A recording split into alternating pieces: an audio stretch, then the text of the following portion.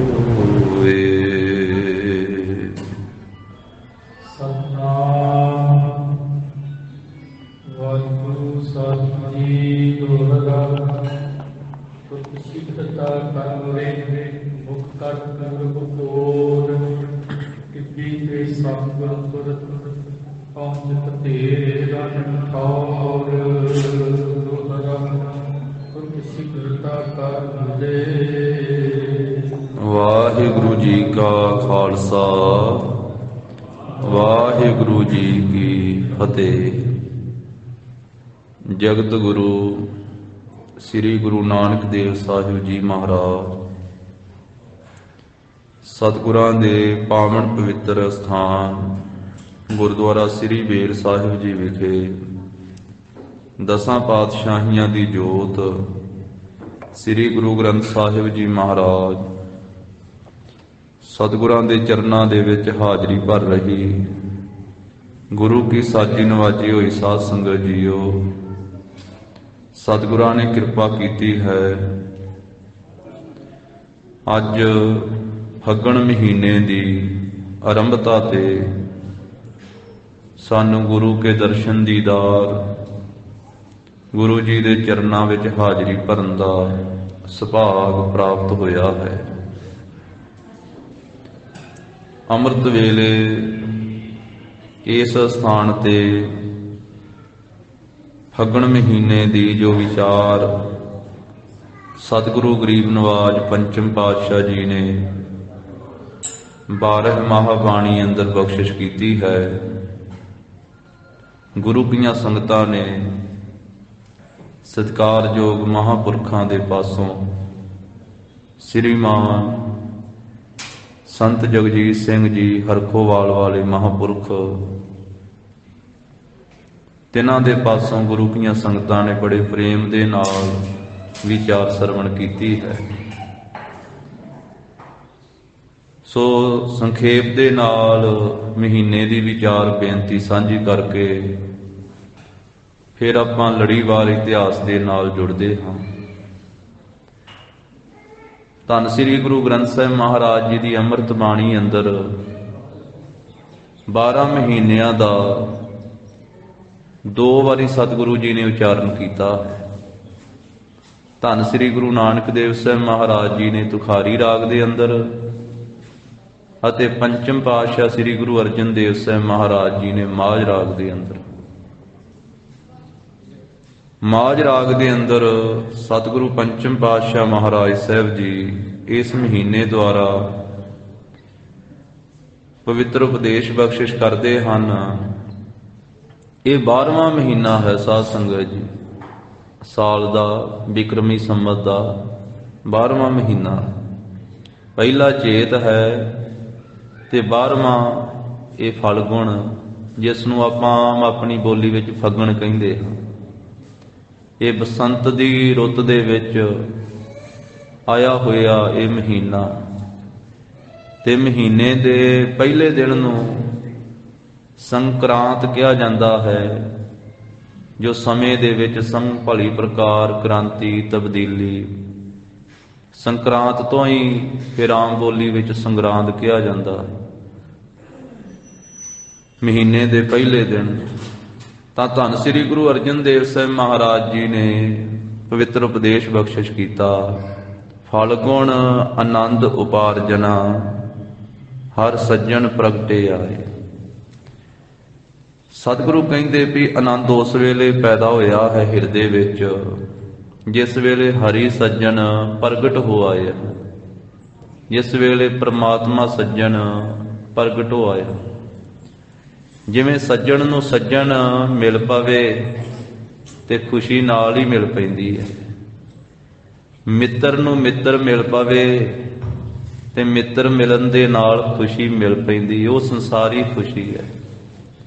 ਇਹ ਅਗੰਮੀ ਖੁਸ਼ੀ ਖੇੜਾ ਹੈ, ਜਿਸ ਨੂੰ ਮਹਾਰਾਜ ਕਹਿੰਦੇ ਹਨ ਕਿ ਪ੍ਰਮਾਤਮਾ ਜਿਸ ਵੇਲੇ ਪ੍ਰਗਟ ਹੋਇਆ ਤੇ ਫਿਰ ਆਨੰਦ ਪੈਦਾ ਹੋਇਆ।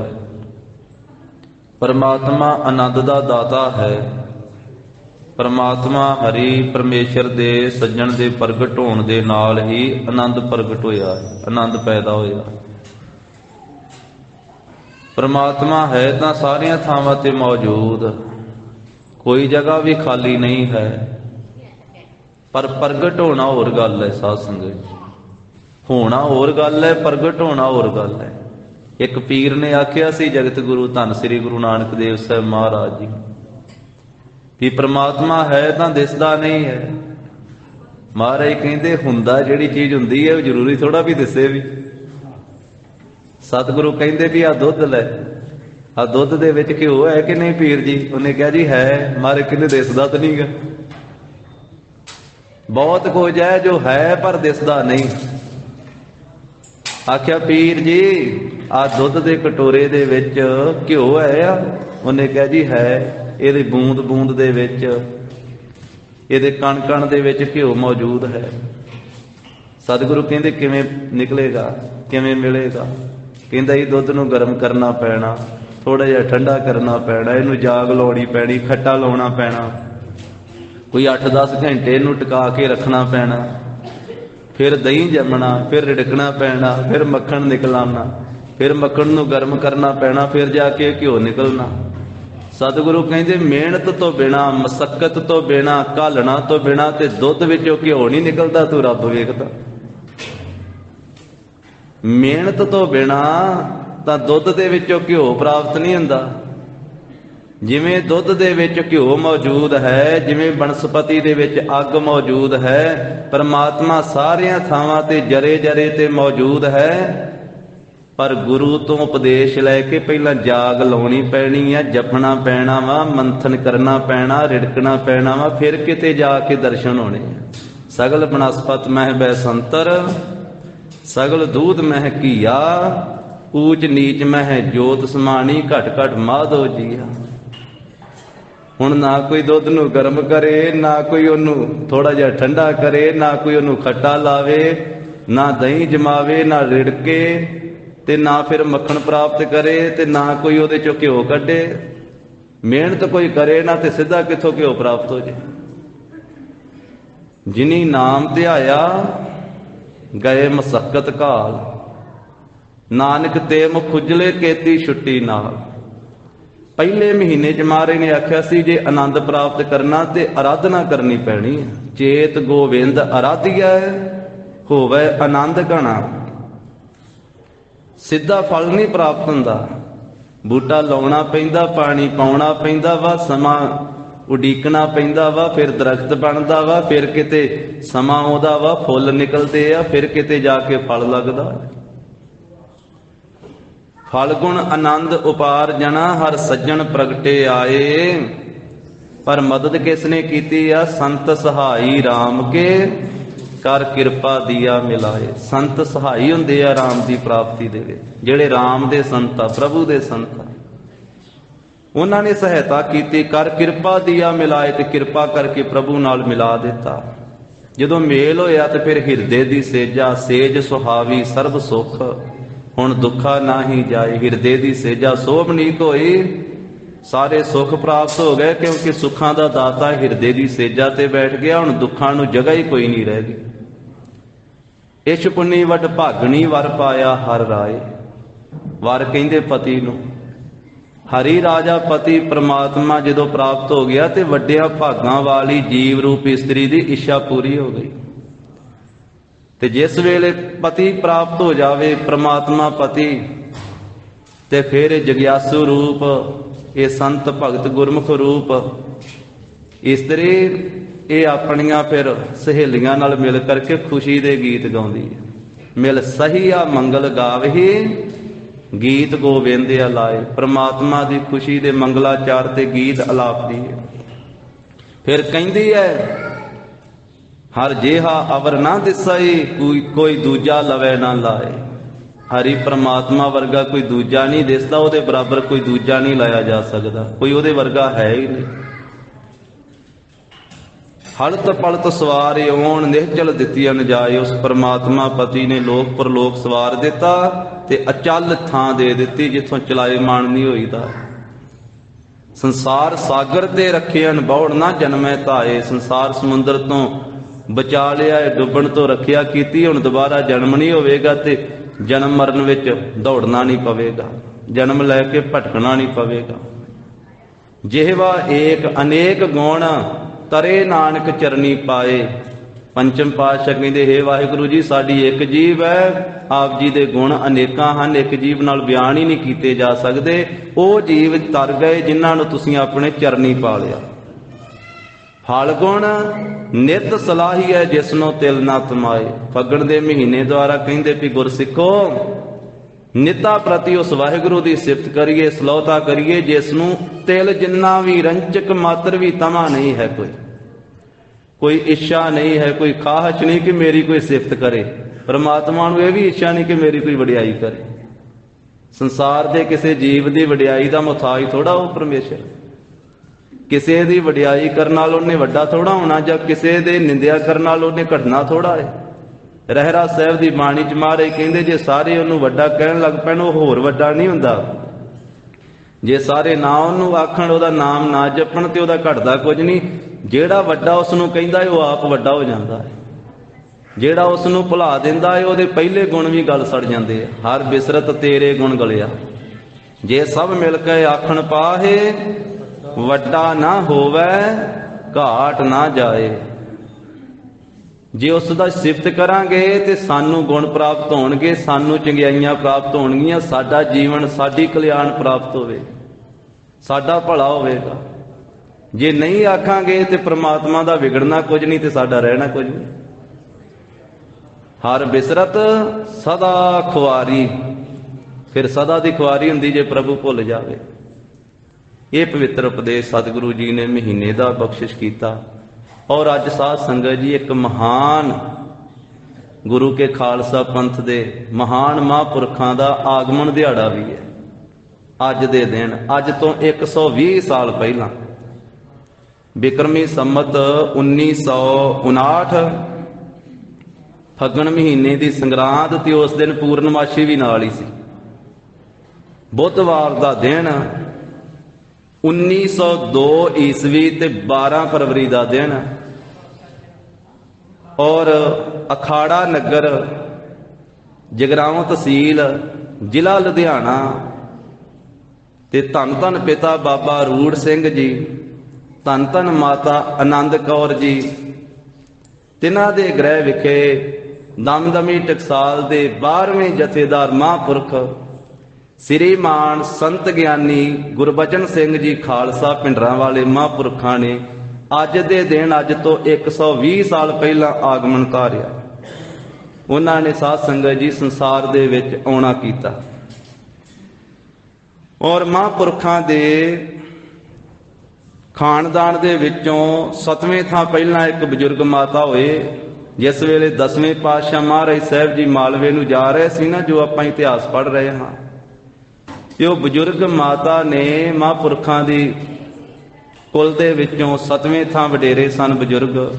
उन्होंने एक छन्ना दुध का छकाया श्री गुरु गोबिंद सिंह महाराज जी ते कलगीधर पातशाह महाराज साहब जी ने खुश हो करके ये माई नूं बचन कीते सी भी तुहाडी कुल दे विच ब्रह्म ज्ञानी पैदा होवेगा।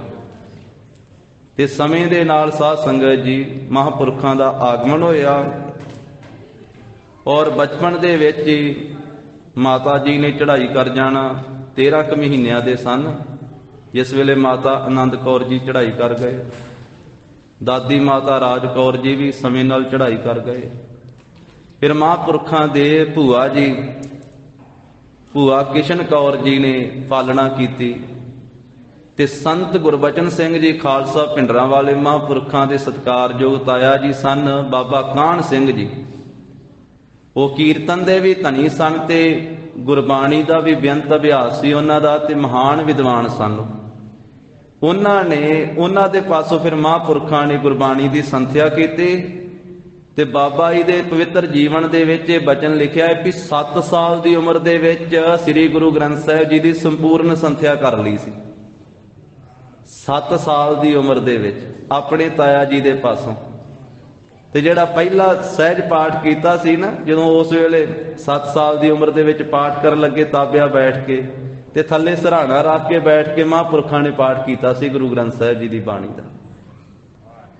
ते फिर अपने भूआ जी दे नगर दे विच ਉੱਥੇ ਵੀ ਬਚਪਨ ਦੇ ਵਿੱਚ ਸੰਸਕ੍ਰਿਤ ਦੀ ਵਿਦਿਆ ਪੜ੍ਹੀ। ਸਮੇਂ ਦੇ ਨਾਲ ਸ੍ਰੀਮਾਨ ਸੰਤ ਗਿਆਨੀ ਸੁੰਦਰ ਸਿੰਘ ਜੀ ਖਾਲਸਾ ਭਿੰਡਰਾਂ ਵਾਲੇ ਮਹਾਂਪੁਰਖਾਂ ਦੀ ਸੰਗਤ ਹੋਈ, ਮਹਾਂਪੁਰਖਾਂ ਤੋਂ ਵਿਦਿਆ ਹਾਸਲ ਕੀਤੀ। ਫਿਰ ਸਮੇਂ ਨਾਲ ਦਮਦਮੀ ਟਕਸਾਲ ਦੀ ਜ਼ਿੰਮੇਵਾਰੀ ਪ੍ਰਾਪਤ ਹੋਈ ਤੇ ਫਿਰ ਸਾਧ ਸੰਗਤ ਜੀ ਮਹਾਂਪੁਰਖਾਂ ਨੇ ਆਪਣੀ ਰਸਨਾ ਤੋਂ ਸ੍ਰੀ ਗੁਰੂ ਗ੍ਰੰਥ ਸਾਹਿਬ ਜੀ ਦੀਆਂ 27 ਕਥਾ ਕੀਤੀਆਂ ਸੰਪੂਰਨ। 27 ਕਥਾ ਸ੍ਰੀ ਗੁਰੂ ਗ੍ਰੰਥ ਸਾਹਿਬ ਮਹਾਰਾਜ ਜੀ ਦੀ ਬਾਣੀ ਦੀਆਂ ਵਿਦਿਆਰਥੀਆਂ ਨੂੰ ਪੜ੍ਹਾਈਆਂ ਤੇ ਸਾਰੇ ਹਿੰਦੁਸਤਾਨ ਦੇ ਕੋਨੇ-ਕੋਨੇ ਵਿੱਚ ਜਾ ਕਰਕੇ ਔਰ ਦੂਰ-ਦੂਰ ਤੀਕ ਜਾ ਕਰਕੇ ਸੋ ਸਿੱਖੀ ਦਾ ਪ੍ਰਚਾਰ ਪ੍ਰਸਾਰ ਕੀਤਾ। ਵੱਡਾ ਭਾਰੀ ਜਥਾ ਰੱਖ ਕਰਕੇ ਦਮਦਮੀ ਟਕਸਾਲ ਦੇ 12ਵੇਂ ਮਹਾਂਪੁਰਖ ਸ੍ਰੀਮਾਨ ਸੰਤ ਗਿਆਨੀ ਗੁਰਬਚਨ ਸਿੰਘ ਜੀ ਖਾਲਸਾ, ਤਿੰਨਾਂ ਦੇ ਪਾਵਨ ਜਨਮ ਦਿਹਾੜੇ ਦੀਆਂ ਵੀ ਸੰਗਤਾਂ ਨੂੰ ਲੱਖ ਲੱਖ ਵਧਾਈਆਂ ਹੋਣ। ਔਰ ਬੇਅੰਤ ਹੀ ਵਿਦਿਆ ਮਹਾਂਪੁਰਖਾਂ ਨੇ ਆਪ ਪੜ੍ਹੀ। ਗੁਰੂ ਸਾਹਿਬ ਜੀ ਦਾ ਸੰਪੂਰਨ ਇਤਿਹਾਸ, ਸ੍ਰੀ ਗੁਰੂ ਨਾਨਕ ਪ੍ਰਕਾਸ਼, ਸ੍ਰੀ ਗੁਰਪ੍ਰਤਾਪ ਸੂਰਜ ਗ੍ਰੰਥ, ਗੁਰਬਿਲਾਸ ਪਾਤਸ਼ਾਹੀ 6ਵੀਂ 10ਵੀਂ, ਇਸੇ ਤਰ੍ਹਾਂ ਤਵਾਰੀਖਾਂ ਤੇ ਦਸਮ ਮਹਾਰਾਜ ਦੀ ਬਾਣੀ, ਭਾਈ ਗੁਰਦਾਸ ਸਾਹਿਬ ਜੀ ਦੀ। ਕਹਿਣ ਕਥਨ ਤੋਂ ਬਾਹਰੀ ਗੱਲ ਹੀ ਹੈ ਮਹਾਂਪੁਰਖਾਂ ਦੀ। ਤਾਂ ਕਿੰਨਾ ਕੁ ਵਿਦਿਆ ਦਾ ਭੰਡਾਰਾ ਸੀ ਤੇ ਕਿੰਨੇ ਕੁ ਉਹਨਾਂ ਨੇ ਫਿਰ ਵਿਦਿਆਰਥੀਆਂ ਨੂੰ ਪੜ੍ਹਾ ਕਰਕੇ ਤੇ ਜਿਨ੍ਹਾਂ ਨੇ ਫਿਰ ਸਮੇਂ-ਸਮੇਂ ਨਾਲ ਗੁਰੂ ਕੇ ਅਸਥਾਨਾਂ ਦੇ ਉੱਤੇ ਸੇਵਾਵਾਂ ਨਿਭਾਈਆਂ ਤੇ ਅੱਜ ਵੀ ਨਿਭਾ ਰਹੇ ਹਨ। ਤਾਂ ਐਸਾ ਉਹਨਾਂ ਦਾ ਉੱਚਾ ਸੁੱਚਾ ਜੀਵਨ, ਬੇਅੰਤੀ ਸਾਧ ਸੰਗਤ ਜੀ ਸਿੱਖੀ ਦਾ ਪ੍ਰਚਾਰ ਪ੍ਰਸਾਰ ਕੀਤਾ। ਤੋ ਲੜੀਵਾਰ ਰੂਪ ਦੇ ਵਿੱਚ ਕਲਗੀਧਰ ਪਾਤਸ਼ਾਹ ਮਹਾਰਾਜ ਸਾਹਿਬ ਜੀ ਦਾ ਜੋ ਪਾਵਨ ਇਤਿਹਾਸ ਆਪਾਂ ਸਾਧ ਸੰਗਤ ਜੀ ਪਿੱਛੇ ਸਰਵਣ ਕੀਤਾ ਹੈ। ਸਰਹੰਦ ਦਾ ਸੂਬਾ ਵਜੀਦ ਖਾਂ ਕੋਟਕਪੂਰੇ ਵਾਲੇ ਕਪੂਰੇ ਚੌਧਰੀ ਦੇ ਨਾਲ ਗੱਲਾਂ ਬਾਤਾਂ ਕਰਦਾ ਹੋਇਆ ਆਪਣੀ ਸਾਰੀ ਫੌਜ ਜਿੰਨੀ ਕੁ ਬਚੀ ਹੈ ਖਦਰਾਣੇ ਦੀ ਢਾਬ ਤੋਂ ਲੈ ਕਰਕੇ ਵਾਪਸ ਨੂੰ ਜਾ ਰਿਹਾ ਤੇ ਬੜੀ ਖੁਸ਼ੀ ਨਾਲ ਜਾ ਰਿਹਾ ਹੈ ਵੀ ਇੱਥੇ ਸਾਰੇ ਸਿੰਘਾਂ ਨੂੰ ਮੈਂ ਮਾਰ ਮੁਕਾਇਆ ਹੈ ਤਾਂ ਇੱਥੇ ਗੁਰੂ ਗੋਬਿੰਦ ਸਿੰਘ ਨੂੰ ਵੀ ਖਤਮ ਕਰ ਦਿੱਤਾ, ਮੈਨੂੰ ਜਿੱਤ ਹਾਸਲ ਹੋ ਗਈ ਹੈ। ਜਦੋਂ ਇਹ ਫੌਜ ਲੈ ਕੇ ਪਿਛਾਂਹ ਚਲੇ ਗਿਆ, 10 ਕੋਹ ਦੀ ਦੂਰ ਤੇ ਪਾਣੀ ਸੀ, ਉੱਥੇ ਪਹੁੰਚਿਆ ਹੈ। ਜਲ ਸਥਾਨ ਪਿਖ ਘਾਲਿਓ ਡੇਰਾ, ਬਿਨ ਜਾਣੇ ਜੜ ਮੁਦਤ ਬਡੇਰਾ। ਜਿੱਥੇ ਪਾਣੀ ਵਾਲਾ ਥਾਂ ਸੀ ਉੱਥੇ ਜਾ ਕੇ ਵਜੀਦੇ ਦੀ ਫੌਜ ਨੇ ਡੇਰਾ ਕੀਤਾ ਹੈ ਤੇ ਬਿਨਾਂ ਜਾਣੇ ਤੋਂ ਫਿਰ ਬਹੁਤਾ ਜ਼ਿਆਦਾ ਮੂਰਖ ਖੁਸ਼ ਹੋ ਰਿਹਾ ਹੈ। ਇਹਨੂੰ ਪਤਾ ਹੀ ਨਹੀਂ ਵੀ ਇਹ ਤਾਂ ਸਿੰਘ ਸ਼ਹੀਦ ਹੋਏ ਆ, ਇਹਨਾਂ 'ਚ ਗੁਰੂ ਗੋਬਿੰਦ ਸਿੰਘ ਮਹਾਰਾਜ ਨਹੀਂ ਸ਼ਹੀਦ ਹੋਏ। ਫਿਰ ਜਦੋਂ ਇਹ ਵਾਪਸ ਗਿਆ ਤੇ 1.25 ਕੋਹ ਦੀ ਦੂਰੀ ਤੇ ਅੱਗੇ ਟਿੱਬੀ ਤੋਂ ਜਿਵੇਂ ਗੁਰੂ ਗੋਬਿੰਦ ਸਿੰਘ ਮਹਾਰਾਜ ਜੀ ਇੱਥੇ ਸ਼ਹੀਦ ਹੋਏ ਸਿੰਘਾਂ ਦੇ ਪਾਸ ਆਉਂਦੇ ਆ, ਉਹ ਲੜੀਵਾਰ ਗਾਥਾ ਆ ਰਹੀ ਹੈ। ਖਦਰਾਣੇ ਦੀ ਢਾਬ ਤੇ ਜਿਵੇਂ ਸਿੰਘਾਂ ਨੂੰ ਸਤਿਗੁਰੂ ਜੀ ਬਖਸ਼ਿਸ਼ਾਂ ਕਰਨਗੇ। ਧੰਨ ਸ੍ਰੀ ਗੁਰੂ ਗੋਬਿੰਦ ਸਿੰਘ ਮਹਾਰਾਜ ਜੀ ਦਾ ਧਿਆਨ ਧਰਦਿਆਂ ਹੋਇਆਂ ਗੁਰੂ ਕੀ ਸੰਗਤ ਜੀ ਸ਼ਰਧਾ ਭਾਵਨਾ ਸਹਿਤ ਉਚਾਰਨ ਕਰੋ। ਸਤਿਨਾਮ ਸ੍ਰੀ ਵਾਹਿਗੁਰੂ ਸਾਹਿਬ ਜੀ।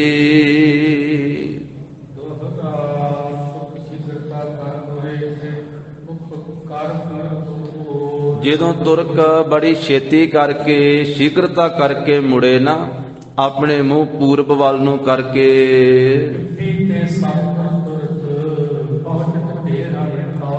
ਉਹ ਉੱਚੀ ਟਿੱਬੀ, ਉਸ ਟਿੱਬੀ ਤੋਂ ਗੁਰੂ ਕਲਗੀਧਰ ਪਾਤਸ਼ਾਹ ਜਿੱਥੋਂ ਤੀਰ ਚਲਾ ਰਹੇ ਸਨ ਨਾ ਖਦਰਾਣੇ ਦੀ ਢਾਬ ਵੱਲ ਨੂੰ, ਛੇਤੀ ਨਾਲ ਆਪਣੇ ਘੋੜੇ ਤੇ ਸਵਾਰ ਹੋ ਕਰਕੇ ਮਹਾਰਾਜ ਸਾਹਿਬ ਜੀ ਇਹ ਜੰਗ ਵਾਲੀ ਥਾਂ ਤੇ ਪਹੁੰਚੇ ਹਨ। ਬੜੀ ਛੇਤੀ ਕਰਕੇ, ਜਦੋਂ ਉਹ ਛੇਤੀ ਕਰਕੇ ਘੋੜੇ ਤੇ ਚੜੇ ਸੀ ਨਾ ਮਹਾਰਾਜ, ਤੇ ਰਕਾਬ ਵੀ ਟੁੱਟੀ ਸੀ, ਉੱਥੇ ਵੀ ਅਸਥਾਨ ਸੋਭਾ ਪਾਉਂਦਾ ਹੈ। ਤਾਂ ਗਰੀਬ ਨਵਾਜ ਸਾਹਿਬ ਛੇਤੀ ਕਰਕੇ ਜਦੋਂ ਇਹ ਨੀਵੇਂ ਥਾਂ ਤੇ ਜੋ ਖਦਰਾਣੇ ਦਾ ਸਰ ਸੀ, ਤਾਲ ਸੀ, ਜਿਹਨੂੰ ਖਦਰਾਣੇ ਦਾ ਤਾਲ ਵੀ ਕਿਹਾ ਜਾਂਦਾ ਤੇ ਖਦਰਾਣੇ ਦੀ ਢਾਬ ਵੀ ਕਿਹਾ ਜਾਂਦਾ ਹੈ, ਉਸ ਥਾਂ ਤੇ ਮਹਾਰਾਜ ਆਏ। ਬੜੀ ਛੇਤੀ ਨਾਲ ਸਤਿਗੁਰੂ ਜੀ ਆਪਣੇ ਘੋੜੇ ਤੋਂ ਉਤਰੇ ਆ ਤੇ ਘੋੜੇ ਨੂੰ ਛੱਡ ਦਿੱਤਾ ਹੈ। ਹੁਣ ਜਿਹੜੇ ਜਿਹੜੇ ਸਿੰਘ ਸ਼ਹੀਦ ਹੋਏ ਪਏ ਆ ਨਾ, ਇੱਕ ਇੱਕ ਸਿੰਘ ਦੇ ਚਿਹਰੇ ਨੂੰ ਵੇਖਦੇ ਆ ਗੁਰੂ ਗੋਬਿੰਦ ਸਿੰਘ ਜੀ ਮਹਾਰਾਜ। ਜਿਹੜੇ ਜਿਹੜੇ ਸ਼ਹੀਦ ਹੋਏ ਸਿੰਘ ਵਾ ਉਹਨਾਂ ਦੇ ਮੁਖ ਵੱਲ ਨੂੰ ਵੇਖ ਕਰਕੇ ਬਖਸ਼ਿਸ਼ਾਂ ਕਰਨ ਲੱਗੇ ਆ ਸਿੰਘਾਂ ਨੂੰ, ਸ਼ਹੀਦ ਹੋਇਆਂ ਨੂੰ। ਦੋਵਾਂ ਲੋਕਾਂ ਦੇ ਸੁੱਖ ਬਖਸ਼ਣ ਲੱਗੇ ਮਹਾਰਾਜ। 20,000 ਇੱਕ ਸਿੰਘ ਦੇ ਕੋਲੇ ਬੈਠੇ ਆ ਤੇ ਮਹਾਰਾਜ ਸਾਹਿਬ ਜੀ ਸ਼ਹੀਦ ਹੋਏ ਸਿੰਘ ਦੇ ਚਿਹਰੇ ਨੂੰ ਤੱਕ ਕੇ ਕਹਿਣ ਲੱਗੇ, ਇਹ ਮੇਰਾ 20,000 ਸਿੰਘ ਹੈ। ਉਹਦੇ ਤੋਂ ਉੱਠ ਕੇ ਦੂਜੇ ਸ਼ਹੀਦ ਹੋਏ ਸਿੰਘ ਕੋਲੇ ਗਏ ਆ ਤੇ ਮਹਾਰਾਜ ਸਾਹਿਬ ਜੀ ਉਸਦੇ ਚਿਹਰੇ ਵੱਲ ਨੂੰ ਤੱਕ ਕੇ ਕਹਿਣ ਲੱਗੇ, ਮੇਰਾ 30,000 ਸਿੰਘ ਹੈ। ਇਹ ਮੇਰਾ ਸਿੰਘ 20,000 ਸਿੰਘ ਹੋਵੇਗਾ, ਇਹ 30,000 ਸਿੰਘ ਹੋਵੇਗਾ।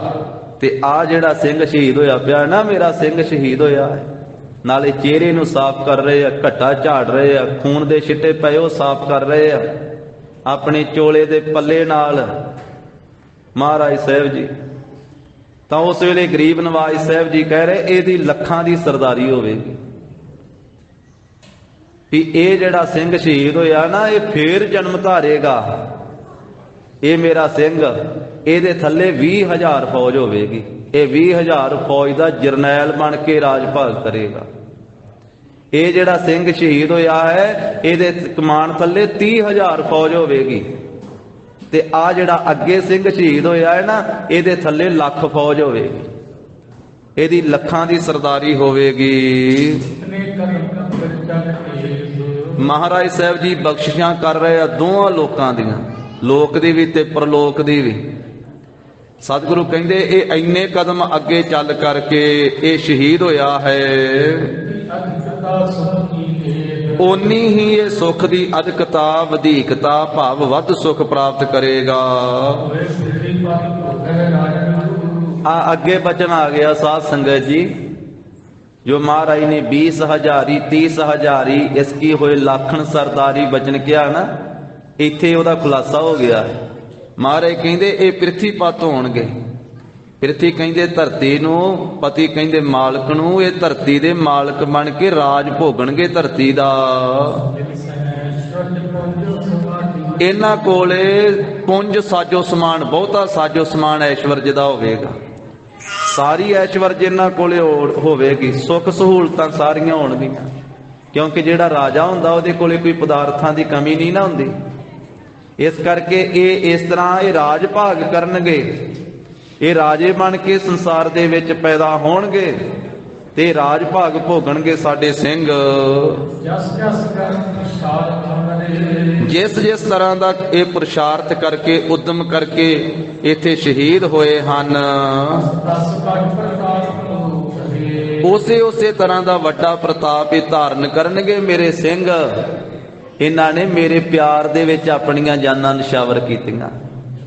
ਇਹਨਾਂ ਨੇ ਕਲਗੀਧਰ ਪਾਤਸ਼ਾਹ ਕਹਿੰਦੇ ਸਾਡੇ ਪ੍ਰੇਮ ਦੇ ਵਿੱਚ ਆਪਣੇ ਪ੍ਰਾਣ ਤਿਆਗੇ ਆ, ਆਪਣਾ ਖੂਨ ਡੋਲਿਆ। ਜਿਸ ਜਿਸ ਤਰ੍ਹਾਂ ਦਾ ਉਦਮ ਕੀਤਾ, ਜਿੰਨੇ ਕਦਮ ਅੱਗੇ ਵੱਧ ਕੇ ਇਹ ਸਿੰਘ ਸ਼ਹੀਦ ਹੋਇਆ, ਓਡਾ ਵੱਡਾ ਹੀ ਸੁੱਖ ਸੰਸਾਰ ਵਿੱਚ ਭੋਗਣਗੇ। ਤੇ ਮਹਾਰਾਜ ਸਾਹਿਬ ਨੇ ਨਾਲ ਇਹ ਵੀ ਬਚਨ ਕੀਤਾ ਵਾ, ਸੰਸਾਰ ਦੇ ਵਿੱਚ ਵੀ ਇਹ ਸਿੱਖੀ ਧਰਮ ਵਿੱਚ ਪ੍ਰਪੱਕ ਰਹਿਣਗੇ ਤੇ ਫਿਰ ਪ੍ਰਲੋਕ ਦਾ ਸੁੱਖ ਵੀ ਜਾ ਕੇ ਭੋਗਣਗੇ। ਕਿਉਂਕਿ ਪ੍ਰਲੋਕ ਦਾ ਸੁੱਖ ਵੀ ਫਿਰ ਉਹਨੂੰ ਮਿਲਦਾ ਵਾ ਜਿਹੜਾ ਇੱਥੇ ਧਰਮ ਕਮਾ ਕੇ ਜਾਂਦਾ। ਜਿਹੜਾ ਧਰਮੀ ਨਹੀਂ ਨਾ, ਉਹਨੂੰ ਪ੍ਰਲੋਕ ਦਾ ਸੁੱਖ ਵੀ ਨਹੀਂ ਮਿਲਦਾ। ਉਹਦੇ ਵਾਸਤੇ ਤੇ ਅੱਗੇ ਵੀ ਡਾਂਗ ਹੀ ਖੜਕਦੀ ਹੈ। ਮਹਾਰਾਜ ਸਾਹਿਬ ਨੇ ਆਖਿਆ ਨਾ, ਕਿਉਂਕਿ ਉੱਥੇ ਸੱਚ ਨਿਬੜਨਾ, ਉੱਥੇ ਸੱਚੇ ਹੀ ਸੱਚ ਨਿਬੜੈ, ਚੁਣ ਵੱਖ ਕੱਢੇ ਜਜਮਾਲਿਆ, ਥਾਉ ਨਾ ਪਾਇਨ ਕੂੜਿਆਰ। ਉੱਥੇ ਝੂਠਿਆਂ ਨੂੰ ਸੁੱਖ ਨਹੀਂ ਮਿਲਦਾ, ਉੱਥੇ ਥਾਂ ਨਹੀਂ, ਅਗਲੇ ਬਹਿਣ ਨਹੀਂ ਦਿੰਦੇ। ਕਹਿੰਦੇ ਤੂੰ ਝੂਠਾ ਪਰਾ ਖਲੋ ਜਾ ਕੇ। ਥਾਉ ਨਾ ਪਾਇਨ ਕੂੜਿਆਰ, ਮੋਹ ਕਾਲੈ ਦੋਜਕ ਚਾਲਿਆ, ਤੇਰੇ ਨਾਏ ਰਤੇ ਸੇ ਜਿਣ ਗਏ, ਹਾਰ ਗਏ ਸੇ ਠੱਗਣ ਵਾਲਿਆ। ਲਿਖ ਨਾਵੇ ਧਰਮ ਬਹਾਲਿਆ। ਜਿਨ੍ਹਾਂ ਨੇ ਠੱਗੀਆਂ ਮਾਰੀਆਂ ਉਹ ਹਾਰ ਜਾਂਦੇ ਅੱਗੇ ਪ੍ਰਲੋਕ ਵਿੱਚ। ਜਿਨ੍ਹਾਂ ਨਾਮ ਜਪਿਆ ਉਹ ਜਿੱਤ ਜਾਂਦੇ ਉੱਥੇ, ਕਿਉਂਕਿ ਉੱਥੇ ਸੱਚ ਨਿਬੜਦਾ। ਉੱਥੇ ਵੱਡੀ ਨਹੀਂ ਚੱਲਦੀ, ਰਿਸ਼ਵਤਖੋਰੀ ਨਹੀਂ ਚੱਲਦੀ। ਕਲਗੀਧਰ ਪਾਤਸ਼ਾਹ ਕਹਿੰਦੇ ਸੰਸਾਰ ਦੇ ਵਿੱਚ ਰਾਜ ਭਾਗ ਵੀ ਕਰਨਗੇ, ਇੱਥੋਂ ਦਾ ਸੁੱਖ ਵੀ ਭੋਗਣਗੇ ਤੇ ਪ੍ਰਲੋਕ ਦਾ ਸੁੱਖ ਵੀ ਭੋਗਣਗੇ। ਕਿਉਂਕਿ ਰਾਜ ਭਾਗ ਕਰਦਿਆਂ ਹੀ ਰਾਜ ਵਿੱਚ ਫਸਣਗੇ ਨਹੀਂ, ਇਹ ਧਰਮ ਦਾ ਰਾਜ ਕਰਨਗੇ। ਕਿਉਂਕਿ ਪਾਪ ਦਾ ਰਾਜ ਵੱਖਰਾ ਹੁੰਦਾ, ਧਰਮ ਦਾ ਰਾਜ ਵੱਖਰਾ ਹੁੰਦਾ ਹੈ। ਇਹ ਧਰਮੀ ਬਣ ਕੇ ਰਾਜ ਕਰਨਗੇ ਤੇ ਇਸ ਕਰਕੇ ਧਰਮੀ ਹੋ ਕੇ ਆਪ ਵੀ ਧਰਮ ਤੇ ਚੱਲਣਗੇ, ਧਰਮ ਤੇ ਪਹਿਰਾ ਦੇਣਗੇ ਤੇ ਫਿਰ ਇਹ ਪ੍ਰਲੋਕ ਦਾ ਸੁੱਖ ਵੀ ਭੋਗਣਗੇ। ਇਹਨਾਂ ਦਾ ਆਹ ਲੋਕ ਵੀ ਸੁਖੀ ਹੋਵੇਗਾ, ਇਹਨਾਂ ਦਾ ਪ੍ਰਲੋਕ ਵੀ ਸੁਹੇਲਾ ਹੋਵੇਗਾ। ਇਹ ਲੋਕ ਤੇ ਪ੍ਰਲੋਕ ਉਹਨਾਂ ਦਾ ਸੁਹੇਲਾ ਹੁੰਦਾ ਸਾਧ ਸੰਗਤ ਜੀ ਜਿਹੜੇ ਧਰਮੀ ਹੁੰਦੇ ਆ। ਜਿਹੜੇ ਧਰਮ ਨੂੰ ਛੱਡ ਦਿੰਦੇ ਆ ਉਹਨਾਂ ਦਾ ਨਾ ਲੋਕ ਸੁਖੀ ਤੇ ਨਾ ਪਰਲੋਕ ਸੁਹੇਲਾ ਹੁੰਦਾ ਹੈ। ਇਹ ਲੋਕ ਸੁਖੀਏ ਪਰਲੋਕ ਸੁਹੇਲੇ, ਨਾਨਕ ਹਰਿ ਪ੍ਰਭ ਆਪਹਿ ਮੇਲੇ। ਤਾਂ ਮਹਾਰਾਜ ਸਾਹਿਬ ਜੀ ਕਹਿੰਦੇ ਵੀ ਇਹ ਪਰਲੋਕ ਦਾ ਵੀ ਸੁੱਖ ਭੋਗਣਗੇ। ਇਹਨਾਂ ਨੇ ਮੇਰੇ ਪ੍ਰੇਮ ਦੇ ਵਿੱਚ ਮੇਰੇ ਵਾਸਤੇ ਪ੍ਰਾਣ ਦਿੱਤੇ ਆ। ਸਾਡੇ ਵਾਸਤੇ ਕਲਗੀਧਰ ਪਾਤਸ਼ਾਹ ਕਹਿੰਦੇ ਮੇਰੇ ਤੀਕ ਇਹਨਾਂ ਨੇ ਫੌਜ ਨਹੀਂ ਪਹੁੰਚਣ ਦਿੱਤੀ, ਆਪ ਵਿੱਚ ਖਲੋ ਗਏ ਆ ਤੇ ਆਪਣੀਆਂ ਜਾਨਾਂ ਕੁਰਬਾਨ ਕਰ ਦਿੱਤੀਆਂ। ਸਤਿਗੁਰੂ ਜੀ ਬਹੁਤਾ ਪ੍ਰੇਮ ਕਰਦੇ ਇਹਨਾਂ ਸ਼ਹੀਦ ਹੋਏ ਸਿੰਘਾਂ ਦੇ ਨਾਲ, ਬਹੁਤਾ ਪ੍ਰੇਮ। ਇੰਨਾ ਪ੍ਰੇਮ ਕਿਤੇ ਵੀ ਨਹੀਂ ਕੀਤਾ ਮਹਾਰਾਜ ਜਿੰਨਾ ਪ੍ਰੇਮ ਇਹ ਖਦਰਾਣੇ ਦੀ ਢਾਬ ਤੇ ਭਾਈ ਮਹਾ ਸਿੰਘ ਦੇ ਸਾਥੀਆਂ ਨਾਲ ਕੀਤਾ ਤੇ ਭਾਈ ਮਹਾ ਸਿੰਘ ਨਾਲ ਕੀਤਾ।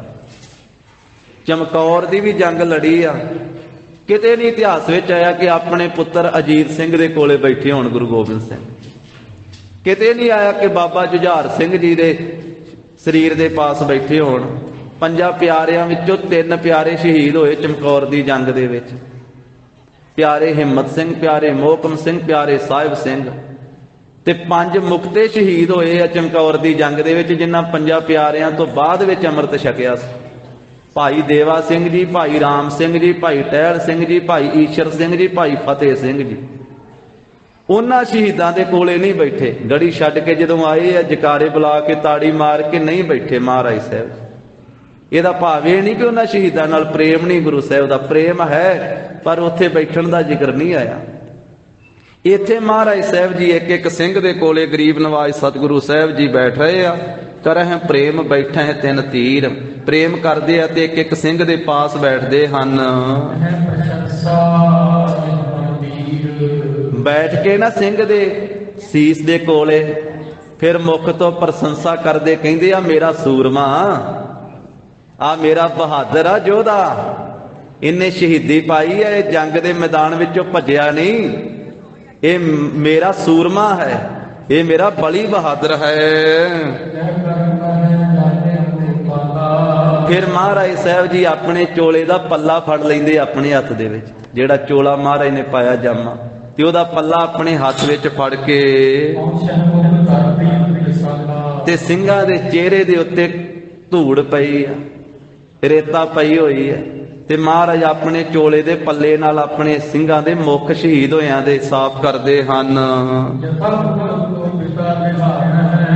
ਕਵੀ ਜੀ ਕਹਿੰਦੇ ਇੰਨਾ ਪ੍ਰੇਮ ਜਿਵੇਂ ਇੱਕ ਪਿਤਾ ਆਪਣੇ ਪੁੱਤਰ ਵੱਲੇ ਵੇਖਦਾ, ਇਸ ਤਰ੍ਹਾਂ ਦਾ ਪਿਆਰ ਹੈ। ਨਾਲੇ ਤੇ ਮਾਰੇ ਅੰਗਾਂ ਨੂੰ, ਚਿਹਰੇ ਨੂੰ ਸਾਫ਼ ਕਰਦੇ, ਹੋਰ ਵੀ ਸਰੀਰ ਦੇ ਅੰਗਾਂ ਤੇ ਜਿੱਥੇ ਘੱਟਾ ਮਿੱਟੀ ਪਿਆ ਹੈ ਨਾ, ਉਹ ਅੰਗਾਂ ਨੂੰ ਵੀ ਸਾਫ਼ ਕਰਦੇ ਆ ਗੁਰੂ ਗੋਬਿੰਦ ਸਿੰਘ। ਤੇ ਨਾਲੇ ਗੁਣ ਉਚਾਰ ਰਹੇ ਮੁਖ ਤੋਂ, ਤੇ ਨੇਤਰਾਂ ਵਿੱਚੋਂ ਅਥਰੂ ਵੀ ਗਿਰ ਰਹੇ ਆ। ਇਹ ਵੀ ਕਿਤੇ ਨਹੀਂ ਇਤਿਹਾਸ ਵਿੱਚ ਆਇਆ ਵੀ ਗੁਰੂ ਗੋਬਿੰਦ ਸਿੰਘ ਦੇ ਨੇਤਰਾਂ ਚੋਂ ਕਦੇ ਜਲ ਵਗਿਆ ਹੋਵੇ, ਕਦੇ ਅਥਰੂ ਗਿਰੇ ਹੋਣ।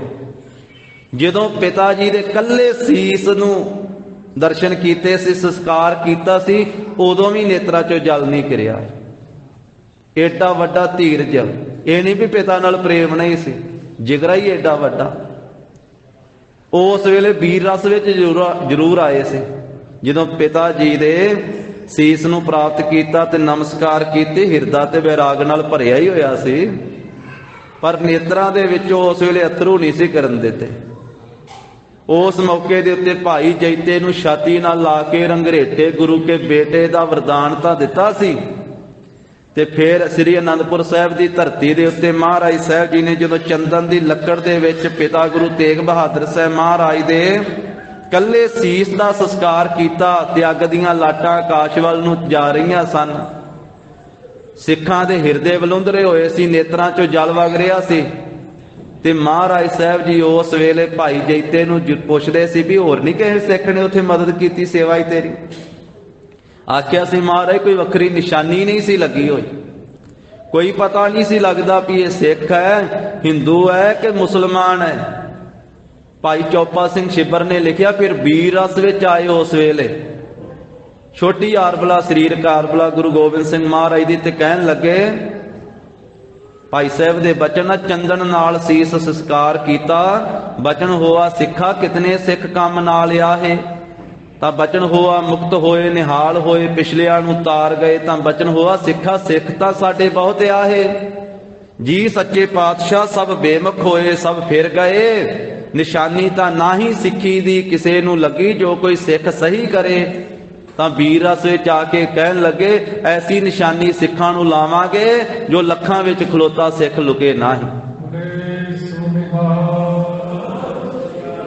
ਆਖਿਆ ਭਾਈ ਜੈਤੇ ਹੁਣ ਸਿੱਖਾਂ ਨੂੰ ਸਿੰਘ ਬਣਾਵਾਂਗੇ ਤੇ ਇਸ ਤਰ੍ਹਾਂ ਦੀ ਨਿਸ਼ਾਨੀ ਲਾ ਦੇਵਾਂਗੇ, 5 ਕਕਾਰੀ ਬਾਣਾ ਬਖਸ਼ ਕਰਕੇ ਲੱਖਾਂ ਵਿੱਚ ਵੀ ਖਲੋਤਾ ਹੋਵੇਗਾ ਤੇ ਪਤਾ ਲੱਗ ਜਾਵੇਗਾ ਉਹ ਗੁਰੂ ਕਾ ਸਿੱਖ ਖਲੋਤਾ ਹੈ, ਗੁਰੂ ਕਾ ਸਿੰਘ ਖਲੋਤਾ ਹੈ। ਉਸ ਵੇਲੇ ਵੀਰ ਰਸ ਵਿੱਚ ਆਏ ਸਨ ਮਹਾਰਾਜ ਸਾਹਿਬ ਜੀ ਕਿ ਇਹ ਜ਼ਬਰ ਦੀਆਂ ਜ਼ੁਲਮ ਦੀਆਂ ਜੜ੍ਹਾਂ ਪੁੱਟਣੀਆਂ ਹਨ।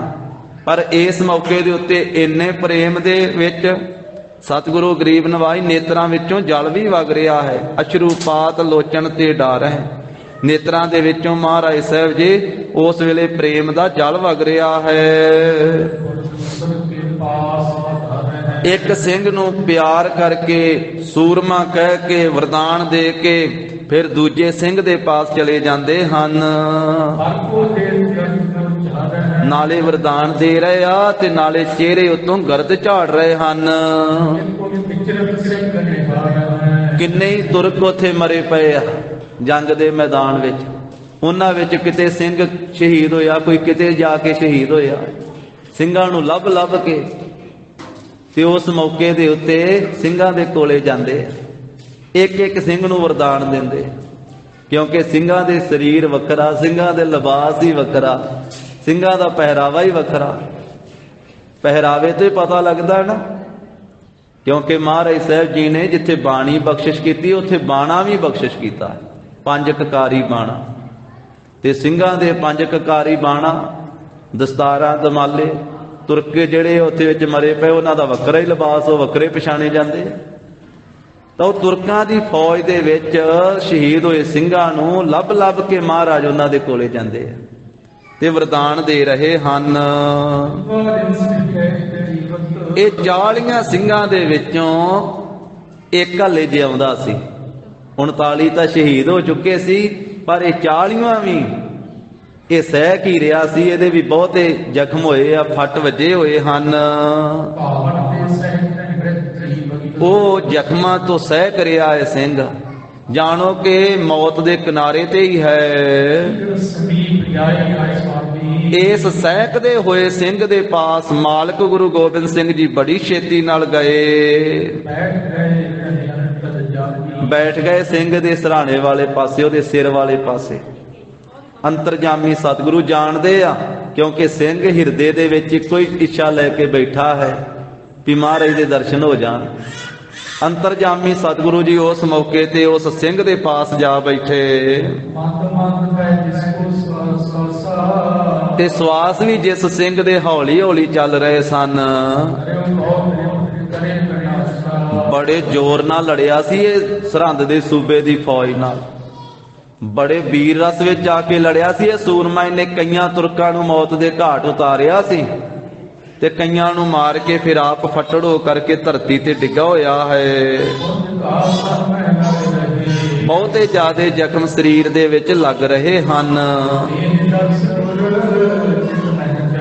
ਹੁਣ ਸਹਿਜੇ ਸਹਿਜੇ ਸਵਾਸ ਚੱਲ ਰਹੇ ਆ ਤੇ ਹਿਰਦੇ ਵਿੱਚ ਚਿੱਤ ਵਿੱਚ ਇਹੀ ਚਾਹਨਾ ਹੈ ਕਿ ਸਤਿਗੁਰੂ ਸ੍ਰੀ ਗੁਰੂ ਗੋਬਿੰਦ ਸਿੰਘ ਮਹਾਰਾਜ ਹੁਣ ਦਰਸ਼ਨ ਦੇ ਦੇਣ। ਹੁਣ ਸਵਾਸ ਪੂਰੇ ਹੋਣ ਤਾਂ ਪਹਿਲਾਂ ਇੱਕ ਵਾਰੀ ਸਤਿਗੁਰੂ ਕਲਗੀਆਂ ਵਾਲੇ ਪਾਤਸ਼ਾਹ ਆਪਣੇ ਦਰਸ਼ਨ ਦੇ ਦੇਣ। ਮਹਾਰਾਜ ਜਦੋਂ ਸਿਰ ਵਾਲੇ ਪਾਸੇ ਬੈਠੇ ਨਾ ਮਾਲਕ ਗੁਰੂ ਗੋਬਿੰਦ ਸਿੰਘ ਜੀ, ਤੇ ਆਪਣੇ ਹੱਥਾਂ ਦਾ ਸਪਰਸ਼ ਦਿੱਤਾ ਹੈ ਸਿੰਘ ਦੇ ਸਿਰ ਨੂੰ, ਤੇ ਜਿਹੜੀ ਮਿਣਤੀ ਨਹੀਂ ਕੀਤੀ ਜਾ ਸਕਦੀ, ਮਿਣੀ ਨਹੀਂ ਜਾ ਸਕਦੀ, ਇੰਨੀ ਖੁਸ਼ੀ ਉਸ ਵੇਲੇ ਸਿੰਘ ਦੇ ਹਿਰਦੇ ਵਿੱਚ ਮਹਾਰਾਜ ਨੇ ਦਿੱਤੀ ਹੈ। ਇਹ ਸਿੰਘ ਕਿਹੜਾ ਹੈ? ਭਾਈ ਮਹਾ ਸਿੰਘ। ਭਾਈ ਮਹਾ ਸਿੰਘ ਜੀ ਦੇ ਹੌਲੀ ਹੌਲੀ ਸਵਾਸ ਚੱਲ ਰਹੇ ਆ ਤੇ ਨੇਤਰ ਵੀ ਬੰਦ ਹੋਏ ਪਏ ਆ, ਜ਼ਖਮ ਬਹੁਤੇ ਲੱਗੇ, ਖੂਨ ਬਹੁਤਾ ਵਗਿਆ ਹੋਇਆ ਹੈ। ਮਹਾਰਾਜ ਨੇ ਚਿਹਰੇ ਤੇ ਹੱਥ ਫੇਰ ਕੇ ਮਸਤਕ ਤੇ ਪਿਆਰ ਦੇ ਕੇ ਤੇ ਆਖਿਆ ਮਹਾ ਸਿੰਘ ਹੁਣ ਆਪਣੇ ਨੇਤਰਾਂ ਨੂੰ ਖੋਲ। ਸਿੰਘਾ ਸਾਡੇ ਦਰਸ਼ਨ ਕਰਨਾ ਚਾਹਣਾ ਹੈ, ਵੇਖ ਅਸੀਂ ਤੇਰੇ ਪਾਸ ਆ ਗਏ ਆ ਤੇ ਨੇਤਰ ਖੋਲ ਕੇ ਦਰਸ਼ਨ ਕਰ ਲੈ। ਭਾਈ ਮਹਾ ਸਿੰਘਾ ਤੇਰੇ ਤੇ ਅਸੀਂ ਬਹੁਤ ਖੁਸ਼ ਹਾਂ, ਜੋ ਤੂੰ ਚਾਹੇਗਾ ਜੋ ਮੰਗੇਗਾ ਉਹੀ ਤੈਨੂੰ ਦੇ ਦੇਵਾਂਗੇ। ਜਦੋਂ ਕਲਗੀਧਰ ਪਾਤਸ਼ਾਹ ਨੇ ਆਖਿਆ ਨਾ ਮਹਾ ਸਿੰਘਾ ਨੇਤਰ ਖੋਲ, ਤੇ ਭਾਈ ਸੰਤੋਖ ਸਿੰਘ ਜੀ ਕਹਿੰਦੇ ਆ ਵੀ ਸਤਿਗੁਰੂ ਜੀ ਦੀ ਗੈਰ ਗੰਭੀਰ ਬਾਣੀ, ਮਹਾਰਾਜ ਦੀ ਆਵਾਜ਼ ਜਿਹੜੀ ਹੈ ਨਾ ਬੱਦਲਾਂ ਵਰਗੀ ਆਵਾਜ਼, ਜਿਵੇਂ ਬੱਦਲ ਗੱਜਦਾ ਨਾ ਇਸ ਤਰ੍ਹਾਂ ਦੀ ਨਿੱਗਰ ਆਵਾਜ਼ ਹੈ ਮਹਾਰਾਜ ਸਾਹਿਬ ਜੀ ਦੀ। ਸਹਿਜੇ ਹੀ ਬੋਲਦੇ ਆ ਤੇ ਇਹ ਨਿੱਗਰ ਆਵਾਜ਼ ਆ, ਭਰਵੀਂ ਆਵਾਜ਼ ਆ ਕਲਗੀਧਰ ਪਿਤਾ ਜੀ ਦੀ। ਧੰਨ ਸੁਰ ਬੱਦਲ ਵਰਗੀ ਆਵਾਜ਼, ਬੱਦਲ ਦੀ ਗੱਜਣਾ ਗੜਗੜਾਹਟ ਵਰਗੀ ਆਵਾਜ਼ ਹੈ ਮਹਾਰਾਜ ਸਾਹਿਬ ਜੀ ਦੀ। ਉਹ ਆਵਾਜ਼ ਸੁਣ ਕਰਕੇ ਤੇ ਸੁਣ ਕੇ ਜਦੋਂ ਨੇਤਰ ਖੋਲੇ ਨਾ, ਨਾਲੇ ਹੱਥਾਂ ਦਾ ਸਪਰਸ਼ ਮਿਲਿਆ ਮਹਾਰਾਜ ਦੇ ਕਰ ਕਮਲਾਂ ਦਾ, ਤੇ ਭਾਈ ਮਹਾ ਸਿੰਘ ਜੀ ਨੇ ਫਿਰ ਮਹਾਰਾਜ ਦੇ ਦਰਸ਼ਨ ਕੀਤੇ। ਤੇ ਸਤਿਗੁਰੂ ਗਰੀਬ ਨਵਾਜ ਸਾਹਿਬ ਜੀ ਨੇ ਆਪਣੇ ਗੋਡੇ ਤੇ ਸਿਰ ਰੱਖਿਆ ਸੀ ਭਾਈ ਮਹਾ ਸਿੰਘ ਦਾ ਚੁੱਕ ਕੇ ਉਸ ਮੌਕੇ ਤੇ ਮਹਾਰਾਜ ਦੀ ਗੋਦ ਦੇ ਵਿੱਚ ਸਿਰ ਹੈ ਮਹਾ ਸਿੰਘ ਦਾ, ਤੇ ਉੱਪਰ ਨੂੰ ਚਿਹਰਾ, ਉੱਪਰ ਨੂੰ ਨਿਗਾਹ ਕਰਕੇ ਗੁਰੂ ਗੋਬਿੰਦ ਸਿੰਘ ਮਹਾਰਾਜ ਦੇ ਚਿਹਰੇ ਦੇ ਦਰਸ਼ਨ ਕੀਤੇ ਹਨ। ਜਦੋਂ ਮੀਟੇ ਹੋਏ ਲੋਚਨ ਨੇਤਰ ਛੇਤੀ ਨਾਲ ਉਗਾੜੇ, ਜਦੋਂ ਛੇਤੀ ਨਾਲ ਨੇਤਰ ਖੋਲੇ ਤੇ ਅੰਤ ਸਮੇਂ ਆਪਣੇ ਪਿਆਰੇ ਦੇ ਦਰਸ਼ਨ ਵੇਖ ਕਰਕੇ ਇੰਨੀ ਖੁਸ਼ੀ ਜਿਹੜੀ ਤੋਲੀ ਨਹੀਂ ਜਾ ਸਕਦੀ। ਦੁਨੀਆ ਦੀ ਕੋਈ ਤਕੜੀ ਨਹੀਂ ਬਣੀ ਤੇ ਦੁਨੀਆ ਦਾ ਕੋਈ ਵੱਟਾ ਹੀ ਨਹੀਂ ਬਣਿਆ ਜਿਹੜੀ ਉਸ ਖੁਸ਼ੀ ਨੂੰ ਤੋੜ ਸਕੇ ਕਿ ਭਾਈ ਮਹਾ ਸਿੰਘ ਨੂੰ ਕਿੰਨੀ ਖੁਸ਼ੀ ਮਿਲੀ ਆ।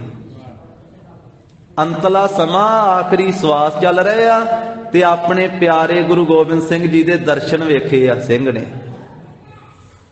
ਤੇ ਸਭ ਤੋਂ ਵੱਡਾ ਪ੍ਰੇਮ ਸਿੱਖ ਦਾ ਗੁਰੂ ਨਾਲ ਆ। ਤਾਂ ਉਸ ਵੇਲੇ ਅਤੁਲਤ ਜਿਹੜੀ ਤੋਲੀ ਨਹੀਂ ਜਾ ਸਕਦੀ ਖੁਸ਼ੀ ਉਹ ਹਿਰਦੇ ਵਿੱਚ ਆ ਗਈ ਹੈ। ਜਾਣੋ ਕਿ ਵੱਡੇ ਰੋਗੀ ਨੂੰ ਅੰਮ੍ਰਿਤ ਪ੍ਰਾਪਤ ਹੋ ਗਿਆ ਹੈ। ਫਿਰ ਗੁਰੂ ਗੋਬਿੰਦ ਸਿੰਘ ਮਹਾਰਾਜ ਨੇ ਆਖਿਆ ਮੇਰੇ ਸਿੰਘਾ ਮੰਗ ਕੁਝ, ਜਿਸ ਪ੍ਰਕਾਰ ਦੀ ਭਾਈ ਮਹਾ ਸਿੰਘਾ ਤੇਰੇ ਹਿਰਦੇ ਵਿੱਚ ਇੱਛਾ ਹੈ, ਐਸੀ ਕੋਈ ਵੀ ਵਸਤੂ ਨਹੀਂ ਹੈ ਜਿਹੜੀ ਅਦੇਹ ਹੋਵੇ, ਭਾਵ ਵੀ ਤੈਨੂੰ ਅਸੀਂ ਦੇ ਨਾ ਸਕੀਏ। ਸਿੰਘਾ ਤੂੰ ਮੰਗੇ ਤੇ ਅਸੀਂ ਤੈਨੂੰ ਦੇ ਨਾ ਸਕੀਏ, ਉਹ ਨਾ ਦੇਣ ਵਾਲੀ ਕੋਈ ਵੀ ਵਸਤੂ ਨਹੀਂ ਹੈ, ਕੋਈ ਵੀ ਪਦਾਰਥ ਨਹੀਂ ਹੈ ਲੋਕ ਪਰਲੋਕ ਦਾ। ਜਿਹੜੀ ਵੀ ਵਸਤੂ ਮੰਗੇਗਾ ਉਹੀ ਤੈਨੂੰ ਦੇਵਾਂਗੇ, ਤੇਰੇ ਤੇ ਖੁਸ਼ੀ ਇੰਨੀ ਹੈ ਸਾਡੀ। ਜੇ ਸਿੰਘਾ ਸਾਰੇ ਦੁਨੀਆ ਦਾ ਰਾਜ ਮੰਗੇ ਤੇ ਸਾਰੇ ਸੁੱਖ ਮੰਗੇ, ਸਿੰਘਾ ਮੰਗ, ਜੇ ਤੂੰ ਮੰਗੇ ਤੇ ਤੈਨੂੰ ਹੁਣੇ ਸਾਰੇ ਸੰਸਾਰ ਦਾ ਰਾਜ ਭਾਗ ਤੇ ਸਾਰੇ ਸੁੱਖ ਦੇ ਦਿੰਦੇ ਹਾਂ। ਸਿੰਘਾ ਪਰਲੋਕ ਦੀਆਂ 4 ਪ੍ਰਕਾਰ ਦੀਆਂ ਮੁਕਤੀਆਂ ਹਨ। ਬਿਨਾਂ ਸ਼ੋਕ ਤੋਂ ਪਿਆਰਿਆ ਜੇ ਉਹ 4 ਮੁਕਤੀਆਂ ਮੰਗਦਾ ਪਰਲੋਕ ਦੀਆਂ ਚਾਰੇ ਦੇ ਦਿੰਨੇ ਆ। ਜੋ ਮੰਗੇਗਾ ਉਹੀ ਦੇਵਾਂਗੇ। ਇਹਦੇ ਤੋਂ ਪਰੇ ਹੋਰ ਕੋਈ ਵਸਤੂ ਨਹੀਂ ਹੈ। ਜੋ ਸਿੰਘਾ ਤੈਨੂੰ ਅਸੀਂ ਦੇ ਨਾ ਸਕੀਏ ਸਭ ਕੁਝ ਦੇ ਦੇਵਾਂਗੇ। ਸੁਣ ਕਰਕੇ ਭਾਈ ਮਹਾ ਸਿੰਘ ਨੇ ਫਿਰ ਬੇਨਤੀ ਕੀਤੀ, ਇਹ ਸਤਿਗੁਰੂ ਜੀ ਪ੍ਰਭੂ ਜੀ ਹੁਣ ਕੋਈ ਇੱਛਾ ਹੀ ਨਹੀਂ ਰਹਿ ਗਈ ਹੈ। ਮਹਾਰਾਜ ਅੰਤ ਸਮੇਂ ਆਪ ਜੀ ਦਾ ਦਰਸ਼ਨ ਪ੍ਰਾਪਤ ਹੋ ਗਿਆ। ਮਹਾਰਾਜ ਹਿਰਦੇ ਵਿੱਚ ਬਹੁਤਾ ਵੱਡਾ ਆਨੰਦ ਪ੍ਰਾਪਤ ਹੋਇਆ ਹੈ। ਆਨੰਦ ਭਇਆ ਮੇਰੀ ਮਾਏ ਸਤਿਗੁਰੂ ਮੈਂ ਪਾਇਆ। ਇਹ ਸਤਿਗੁਰੂ ਜੀ ਹਿਰਦੇ ਵਿੱਚ ਆਨੰਦ ਪੈਦਾ ਹੋ ਗਿਆ ਹੈ। ਫਲ ਗੁਣ ਆਨੰਦ ਉਪਾਰਜਨਾ ਹਰ ਸੱਜਣ ਪ੍ਰਗਟੇ ਆਏ। ਮਹਾਰਾਜ ਆਪ ਜੀ ਦੇ ਦਰਸ਼ਨ ਕਰਕੇ ਹਿਰਦੇ 'ਚ ਵੱਡਾ ਹੀ ਆਨੰਦ ਪ੍ਰਾਪਤ ਹੋਇਆ ਹੈ। ਮਹਾਰਾਜ ਵਾਸ਼ਨਾ ਹੀ ਕੋਈ ਨਹੀਂ ਰਹਿ ਗਈ ਹੈ, ਸਾਰੀਆਂ ਵਾਸ਼ਨਾ ਸਾਰੀਆਂ ਖਾਹਿਸ਼ਾਂ ਆਪ ਜੀ ਨੇ ਪੂਰੀਆਂ ਕਰ ਦਿੱਤੀਆਂ। ਮਹਾਰਾਜ ਆਪ ਜੀ ਦਾ ਸਰੂਪ ਮੈਂ ਹਿਰਦੇ ਵਿੱਚ ਧਰਿਆ ਹੋਇਆ ਵਸਾਇਆ ਹੋਇਆ ਹੈ। ਸੁਭਾਏਮਾਨ ਮੁਖ ਤੋਂ ਫੇਰ ਕਿਰਪਾ ਕਰਦਿਆਂ ਹੋਇਆ ਸਤਿਗੁਰੂ ਜੀ ਨੇ ਆਖਿਆ, ਭਾਈ ਮਹਾ ਸਿੰਘ ਜੋ ਤੁਸੀਂ ਇਹ ਤੁਰਕਾਂ ਦਾ ਮੁਕਾਬਲਾ ਕੀਤਾ ਤੇ ਭਾਈ ਮਹਾ ਸਿੰਘਾ ਤੇਰਾ ਇਹ ਕਰਮ ਤੇਰਾ ਇਹ ਕੰਮ ਅਸੀਂ ਉੱਤਮ ਜਾਣਿਆ ਹੈ, ਇਹ ਤੂੰ ਧਰਮ ਦਾ ਕਰਮ ਕੀਤਾ ਹੈ।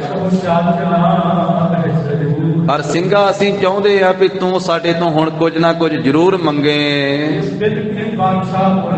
ਜਿਸ ਤਰ੍ਹਾਂ ਦੀ ਵੀ ਤੇਰੇ ਹਿਰਦੇ ਵਿੱਚ ਵੱਡੀ ਇੱਛਾ ਹੋਵੇ ਨਾ ਸਿੰਘਾ ਜ਼ਰੂਰ ਇੱਕ ਵਾਰੀ ਮੰਗ ਸਾਡੇ ਕੋਲੋਂ।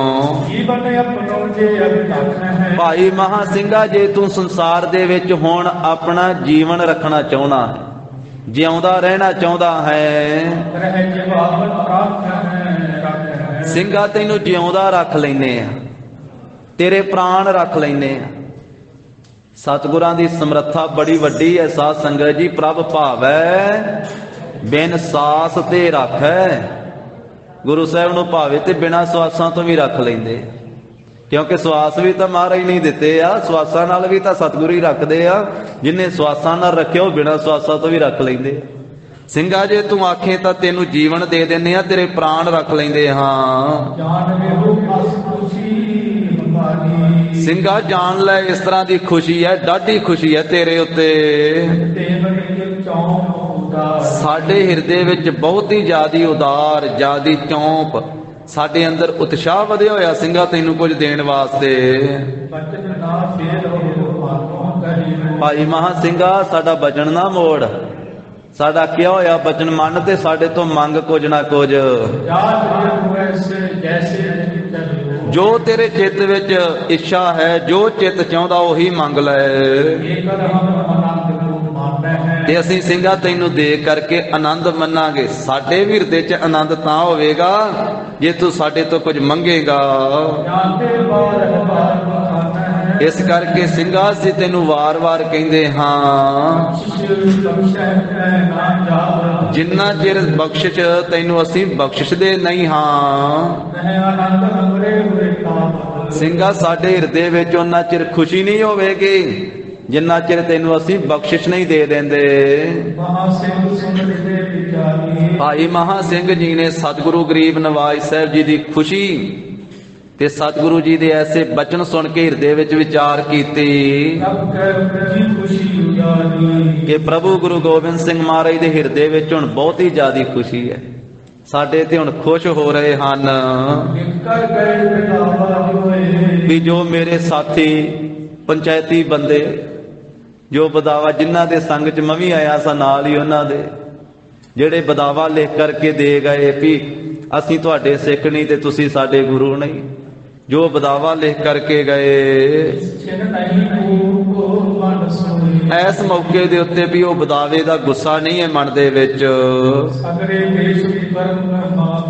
ਇਹ ਜਿਹੜੇ ਆਗੂਆਂ ਨੇ ਸਾਰੇ ਦੇਸ਼ ਵਾਸਤੇ ਖੋਟਾ ਕਰਮ ਕਰ ਦਿੱਤਾ, ਕਮਾ ਦਿੱਤਾ। ਪੰਚਾਇਤ ਨੇ, ਸਿੱਖ ਆਗੂਆਂ ਨੇ, ਪੰਚਾਇਤੀ ਬੰਦਿਆਂ ਨੇ ਜੰਗ ਤੋਂ ਡਰਦਿਆਂ ਹੋਇਆ ਸਤਿਗੁਰੂ ਜੀ ਨੂੰ ਤਿਆਗ ਕੇ ਤੇ ਬਦਾਵਾ ਲਿਖ ਦਿੱਤਾ। ਇਹ ਹਿਰਦੇ 'ਚ ਸੋਚ ਰਹੇ ਆ ਭਾਈ ਮਹਾ ਸਿੰਘ ਜੀ ਵੀ ਜਿਸ ਗੁਰੂ ਗੋਬਿੰਦ ਸਿੰਘ ਮਹਾਰਾਜ ਜੀ ਦੇ ਤਨਕ ਮਾਤਰ ਥੋੜਾ ਜਿੰਨਾ ਬਚਨ ਕਹਿਣ ਦੇ ਨਾਲ, ਬਚਨ ਥੋੜਾ ਜਿਹਾ ਕਹਿ ਦੇਣ ਤੇ ਉਸੇ ਵੇਲੇ ਨਰਕ ਮਿਲ ਸਕਦਾ ਹੈ, ਥੋੜਾ ਜਿਹਾ ਬਚਨ ਕਰ ਦੇਣ ਤੇ ਉਸੇ ਵੇਲੇ ਸਵਰਗ ਮਿਲ ਸਕਦਾ ਹੈ। ਜੇ ਨਰਕ ਦਾ ਬਚਨ ਕਰ ਦੇਣ ਨਰਕ ਉਸੇ ਵੇਲੇ ਮਿਲੇਗਾ, ਜੇ ਸਵਰਗ ਦਾ ਬਚਨ ਕਰ ਦੇਣ ਸਵਰਗ ਮਿਲ ਜਾਵੇਗਾ। ਵੀ ਐਸੇ ਜਿਨ੍ਹਾਂ ਦੇ ਬਚਨ ਸਫਲੇ ਹਨ, ਜਿਨ੍ਹਾਂ ਦੇ ਬਚਨਾਂ ਦੇ ਨਾਲ ਸੁੱਕੇ ਭਰ ਜਾਂਦੇ ਆ ਤੇ ਭਰਿਆ ਹੋਇਆਂ ਨੂੰ ਸੁੱਕੇ ਕਰ ਦਿੰਦੇ ਹਨ। ਜਿਸ ਗੁਰੂ ਗੋਬਿੰਦ ਸਿੰਘ ਮਹਾਰਾਜ ਜੀ ਦਾ ਕਿਹਾ ਹੋਇਆ ਬਚਨ ਕਦੇ ਵੀ ਨਿਸਫਲ ਨਹੀਂ ਜਾਂਦਾ, ਖਾਲੀ ਨਹੀਂ ਜਾਂਦਾ ਹੈ। ਭਾਈ ਮਹਾ ਸਿੰਘ ਹਿਰਦੇ 'ਚ ਵਿਚਾਰ ਰਹੇ ਆ ਵੀ ਐਸੇ ਸਮਰੱਥ ਮਾਲਕ ਗੁਰੂ ਗੋਬਿੰਦ ਸਿੰਘ ਜੀ ਨੂੰ ਛੱਡ ਕਰਕੇ ਭਾਈ ਜੰਗ ਦੇ ਵਿੱਚ ਲੜਨ ਤੋਂ ਹਿਰਦੇ ਵਿੱਚ ਭਰਮ ਖਾ ਲਿਆ। ਹਿਰਦੇ ਵਿੱਚ ਭਰਮ ਗਏ ਵੀ ਜੰਗ ਵਿੱਚ ਅਸੀਂ ਲੜ ਨਹੀਂ ਸਕਦੇ ਹਾਂ। ਇਸ ਕਰਕੇ ਜੋ ਆਉਣ ਵਾਲੇ ਸਮੇਂ ਵਿੱਚ ਜਿੰਨੇ ਮਨੁੱਖ ਹੋਣਗੇ ਇਸ ਖੋਟੇ ਕਰਮ ਦਾ ਦਿੱਤੇ ਹੋਏ ਬਦਾਵੇ ਦਾ ਸਾਰੇ ਪੀੜ੍ਹੀਆਂ ਤੀਕ ਦੁੱਖ ਭੋਗਣਗੇ ਰਹਿੰਦੀ ਦੁਨੀਆ ਤੱਕ। ਵੀ ਜੋ ਬਦਾਵਾ ਦੇ ਦਿੱਤਾ ਨਾ ਪੰਚਾਇਤੀ ਬੰਦਿਆਂ ਨੇ ਰਾਮੇ ਵਾਲੇ ਪਿੰਡ ਦੇ ਅਗਲੇ ਪਾਸੇ ਖਦਰਾਣੀ ਦੀ ਢਾਬ ਤੋਂ ਪਿੱਛੇ ਹੀ ਉਸੇ ਦਿਨ ਹੀ ਬਦਾਵਾ ਦਿੱਤਾ ਸੀ ਤੇ ਉਸੇ ਦਿਨ ਹੀ ਇਹ ਫੌਜ ਚੜ ਕੇ ਆਈ ਸੀ, ਉਸੇ ਦਿਨ ਹੀ ਇਹ ਜੰਗ ਹੋਇਆ ਸੀ, ਉਸੇ ਦਿਨ ਹੀ ਸ਼ਹੀਦੀਆਂ ਪਈਆਂ ਸੀ ਸਿੰਘਾਂ ਦੀਆਂ। ਉਹਨਾਂ ਦੇ ਵਿੱਚੋਂ ਹੀ ਫਿਰ ਇਹ 40 ਨਿਤਰੇ ਸਨ ਤੇ ਉਸੇ ਦਿਨ ਹੀ ਇਹ ਜੰਗ ਹੋਇਆ ਸੀ। ਰਾਮੇ ਵਾਲੇ ਪਿੰਡ ਦੇ ਅਗਲੇ ਪਾਸੇ ਬਦਾਵਾ ਦਿੱਤਾ ਗਿਆ ਤੇ ਅੱਗੇ ਹੀ ਖਦਰਾਣੀ ਦੀ ਢਾਬ ਤੇ ਜਾ ਕੇ ਜੰਗ ਹੋਇਆ। ਤਾਂ ਹੁਣ ਉਹ ਵਿਚਾਰ ਰਹੇ ਆ ਵੀ ਜੋ ਇਹ ਪੰਚਾਇਤ ਨੇ ਭਰਮ ਕਰਕੇ ਹਿਰਦੇ ਵਿੱਚ ਜੰਗ ਤੋਂ ਡਰਦਿਆਂ ਹੋਇਆਂ ਬਦਾਵਾ ਦੇ ਦਿੱਤਾ, ਇਸ ਖੋਟੇ ਕੁਕਰਮ ਦਾ ਭੈੜੇ ਕਰਮ ਦਾ ਦੁੱਖ ਜਿਹੜਾ ਵਾ ਉਹ ਆਉਣ ਵਾਲੇ ਸਿੱਖ ਭੋਗਣਗੇ, ਆਉਣ ਵਾਲੇ ਲੋਕ ਭੋਗਣਗੇ। ਇਹ ਤਾਂ ਸਾਰੇ ਦੇਸ਼ ਦਾ ਬੁਰਾ ਹੋ ਗਿਆ। ਜੋ ਮੂਰਖ ਮਤ ਕਰਕੇ ਸਾਡੇ ਲੋਕਾਂ ਨੇ ਬਦਾਵਾ ਲਿਖ ਦਿੱਤਾ। ਤੇ ਜੇ ਪਰਉਪਕਾਰ ਕਰੀਏ, ਦੂਜੇ ਦਾ ਭਲਾ ਕਰੀਏ, ਇਹਦਾ ਮਹਾਤਮ ਬੜਾ ਵੱਡਾ ਹੈ। ਵਿਚਾਰ ਰਹੇ ਭਾਈ ਮਹਾ ਸਿੰਘ ਜੀ ਆਪਣੇ ਹਿਰਦੇ ਵਿੱਚ ਵੀ ਜਿੱਥੇ ਕਿਤੇ ਸੰਤ ਜਨਾਂ ਤੋਂ ਇਹ ਸੁਣਿਆ ਹੈ ਵੀ ਪਰਉਪਕਾਰ ਕਰੀਏ ਨਾ, ਕਿਸੇ ਦਾ ਭਲਾ ਕਰੀਏ, ਦੂਜੇ ਦਾ ਤੇ ਬਹੁਤ ਵੱਡਾ ਮਹਾਤਮ ਫਲ ਮਿਲਦਾ ਹੈ। ਕਿਸੇ ਇੱਕ ਮਨੁੱਖ ਉੱਤੇ ਪਰਉਪਕਾਰ ਕਰੀਏ, ਉਹਦਾ ਕੋਈ ਕਾਰਜ ਸਵਾਰ ਦੀਏ ਤੇ ਅਦਕ ਕਲਿਆਣ ਹੁੰਦੀ ਹੈ। ਤੇ ਜੇ ਮੈਂ ਸਾਰੇ ਦੇਸ਼ ਦੇ ਉੱਤੇ ਇਹ ਪਰਉਪਕਾਰ ਕਰਾਂ ਤੇ ਇਹਦਾ ਤੇ ਫਲ ਹੀ ਬੜਾ ਵੱਡਾ ਹੈ। ਜੇ ਹੁਣ ਮੈਂ ਗੁਰੂ ਸਾਹਿਬ ਅੱਗੇ ਬੇਨਤੀ ਕਰਕੇ ਉਹ ਬਦਾਵਾ ਜੋ ਪੰਚਾਇਤ ਨੇ ਲਿਖਿਆ ਪੜਵਾ ਦੇਵਾਂ ਤੇ ਫਿਰ ਆਉਣ ਵਾਲੇ ਸਮੇਂ 'ਚ ਲੱਖਾਂ ਸਿੰਘ ਪੈਦਾ ਹੋਣਗੇ, ਉਹਨਾਂ ਸਾਰਿਆਂ ਦੇ ਉੱਤੇ ਪਰਉਪਕਾਰ ਹੋਵੇਗਾ। ਉਹ ਗੁਰੂ ਕੇ ਸਿੱਖ ਬਣ ਕੇ ਧਰਤੀ ਦੇ ਉੱਤੇ ਰਾਜ ਭਾਗ ਭੋਗਣਗੇ। ਉਹਨਾਂ ਸਾਰਿਆਂ ਦੇ ਉੱਤੇ ਮੇਰਾ ਉਪਕਾਰ ਹੋਵੇਗਾ। ਇਹਦੇ ਤੋਂ ਪਰੇ ਹੋਰ ਕੋਈ ਭਲੇ ਦੀ ਵਿਚਾਰ ਨਹੀਂ ਹੈ। ਜੇ ਉਹ ਬਦਾਵੇ ਵਾਲਾ ਕਾਗਜ਼ ਜਿਹੜਾ ਪੰਚਾਇਤ ਨੇ ਲਿਖ ਕੇ ਦਿੱਤਾ ਹੈ, ਸਿੱਖ ਆਗੂਆਂ ਨੇ ਲਿਖ ਕੇ ਦਿੱਤਾ, ਉਹ ਸਤਿਗੁਰੂ ਜੀ ਪਾੜ ਦੇਣ। ਉਹਨਾਂ ਭੁੱਲਿਆਂ ਭਟਕਿਆਂ ਸਾਰਿਆਂ ਸਿੱਖਾਂ ਨੂੰ ਗੁਰੂ ਸਾਹਿਬ ਜੀ ਸੰਭਾਲ ਲੈਣ, ਕਹਿ ਦੇਣ ਵੀ ਉਹ ਸਾਰੇ ਸਿੱਖ ਸਾਡੇ ਹੀ ਆ, ਅਸੀਂ ਉਹਨਾਂ ਨੂੰ ਬਖਸ਼ ਦਿੱਤਾ। ਸਤਿਗੁਰੂ ਜੀ ਆਪਣੇ ਸਿੱਖਾਂ ਨੂੰ ਸੰਭਾਲ ਲੈਣ ਮੇਰੀ ਬੇਨਤੀ ਕਰਨ ਤੋਂ। ਇਹ ਮੈਂ ਮੰਗਾ ਹੁਣ ਗੁਰੂ ਸਾਹਿਬ ਦੇ ਪਾਸੋਂ। ਜੇ ਸਤਿਗੁਰੂ ਜੀ ਵਾਰ-ਵਾਰ ਕਹਿ ਰਹੇ ਨੇ ਵੀ ਮਹਾ ਸਿੰਘਾ ਜੇ ਤੂੰ ਨਹੀਂ ਮੰਗਦਾ ਤੇ ਸਾਡੀ ਖੁਸ਼ੀ ਨਹੀਂ। ਦੁਨੀਆ ਦੀ ਕੋਈ ਵਸਤੂ ਮੰਗ, ਪਰਲੋਕ ਦੀ ਕੋਈ ਵਸਤੂ ਮੰਗ, ਜੋ ਮੰਗੇਗਾ ਦੇਵੇਗਾ।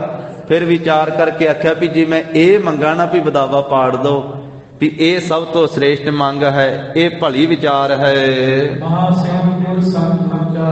ਉਸ ਵੇਲੇ ਫਿਰ ਵਿਚਾਰ ਕਰਕੇ ਹਿਰਦੇ ਵਿੱਚ ਭਾਈ ਮਹਾ ਸਿੰਘ ਨੇ ਬੇਨਤੀ ਕੀਤੀ ਕਲਗੀਧਰ ਪਾਤਸ਼ਾਹ ਦੇ ਚਰਨਾਂ 'ਚ, ਮਹਾਰਾਜ ਜੋ ਮਾਝੇ ਦੇਸ਼ ਦੀ ਸੰਗਤ ਪਿੱਛੇ ਹਟ ਗਈ ਹੈ। ਇਹ ਪ੍ਰਭੂ ਜੀ ਜੋ ਆਪ ਜੀ ਦੇ ਸੰਗ ਨਾਲੋਂ ਟੁੱਟ ਗਈ ਹੈ।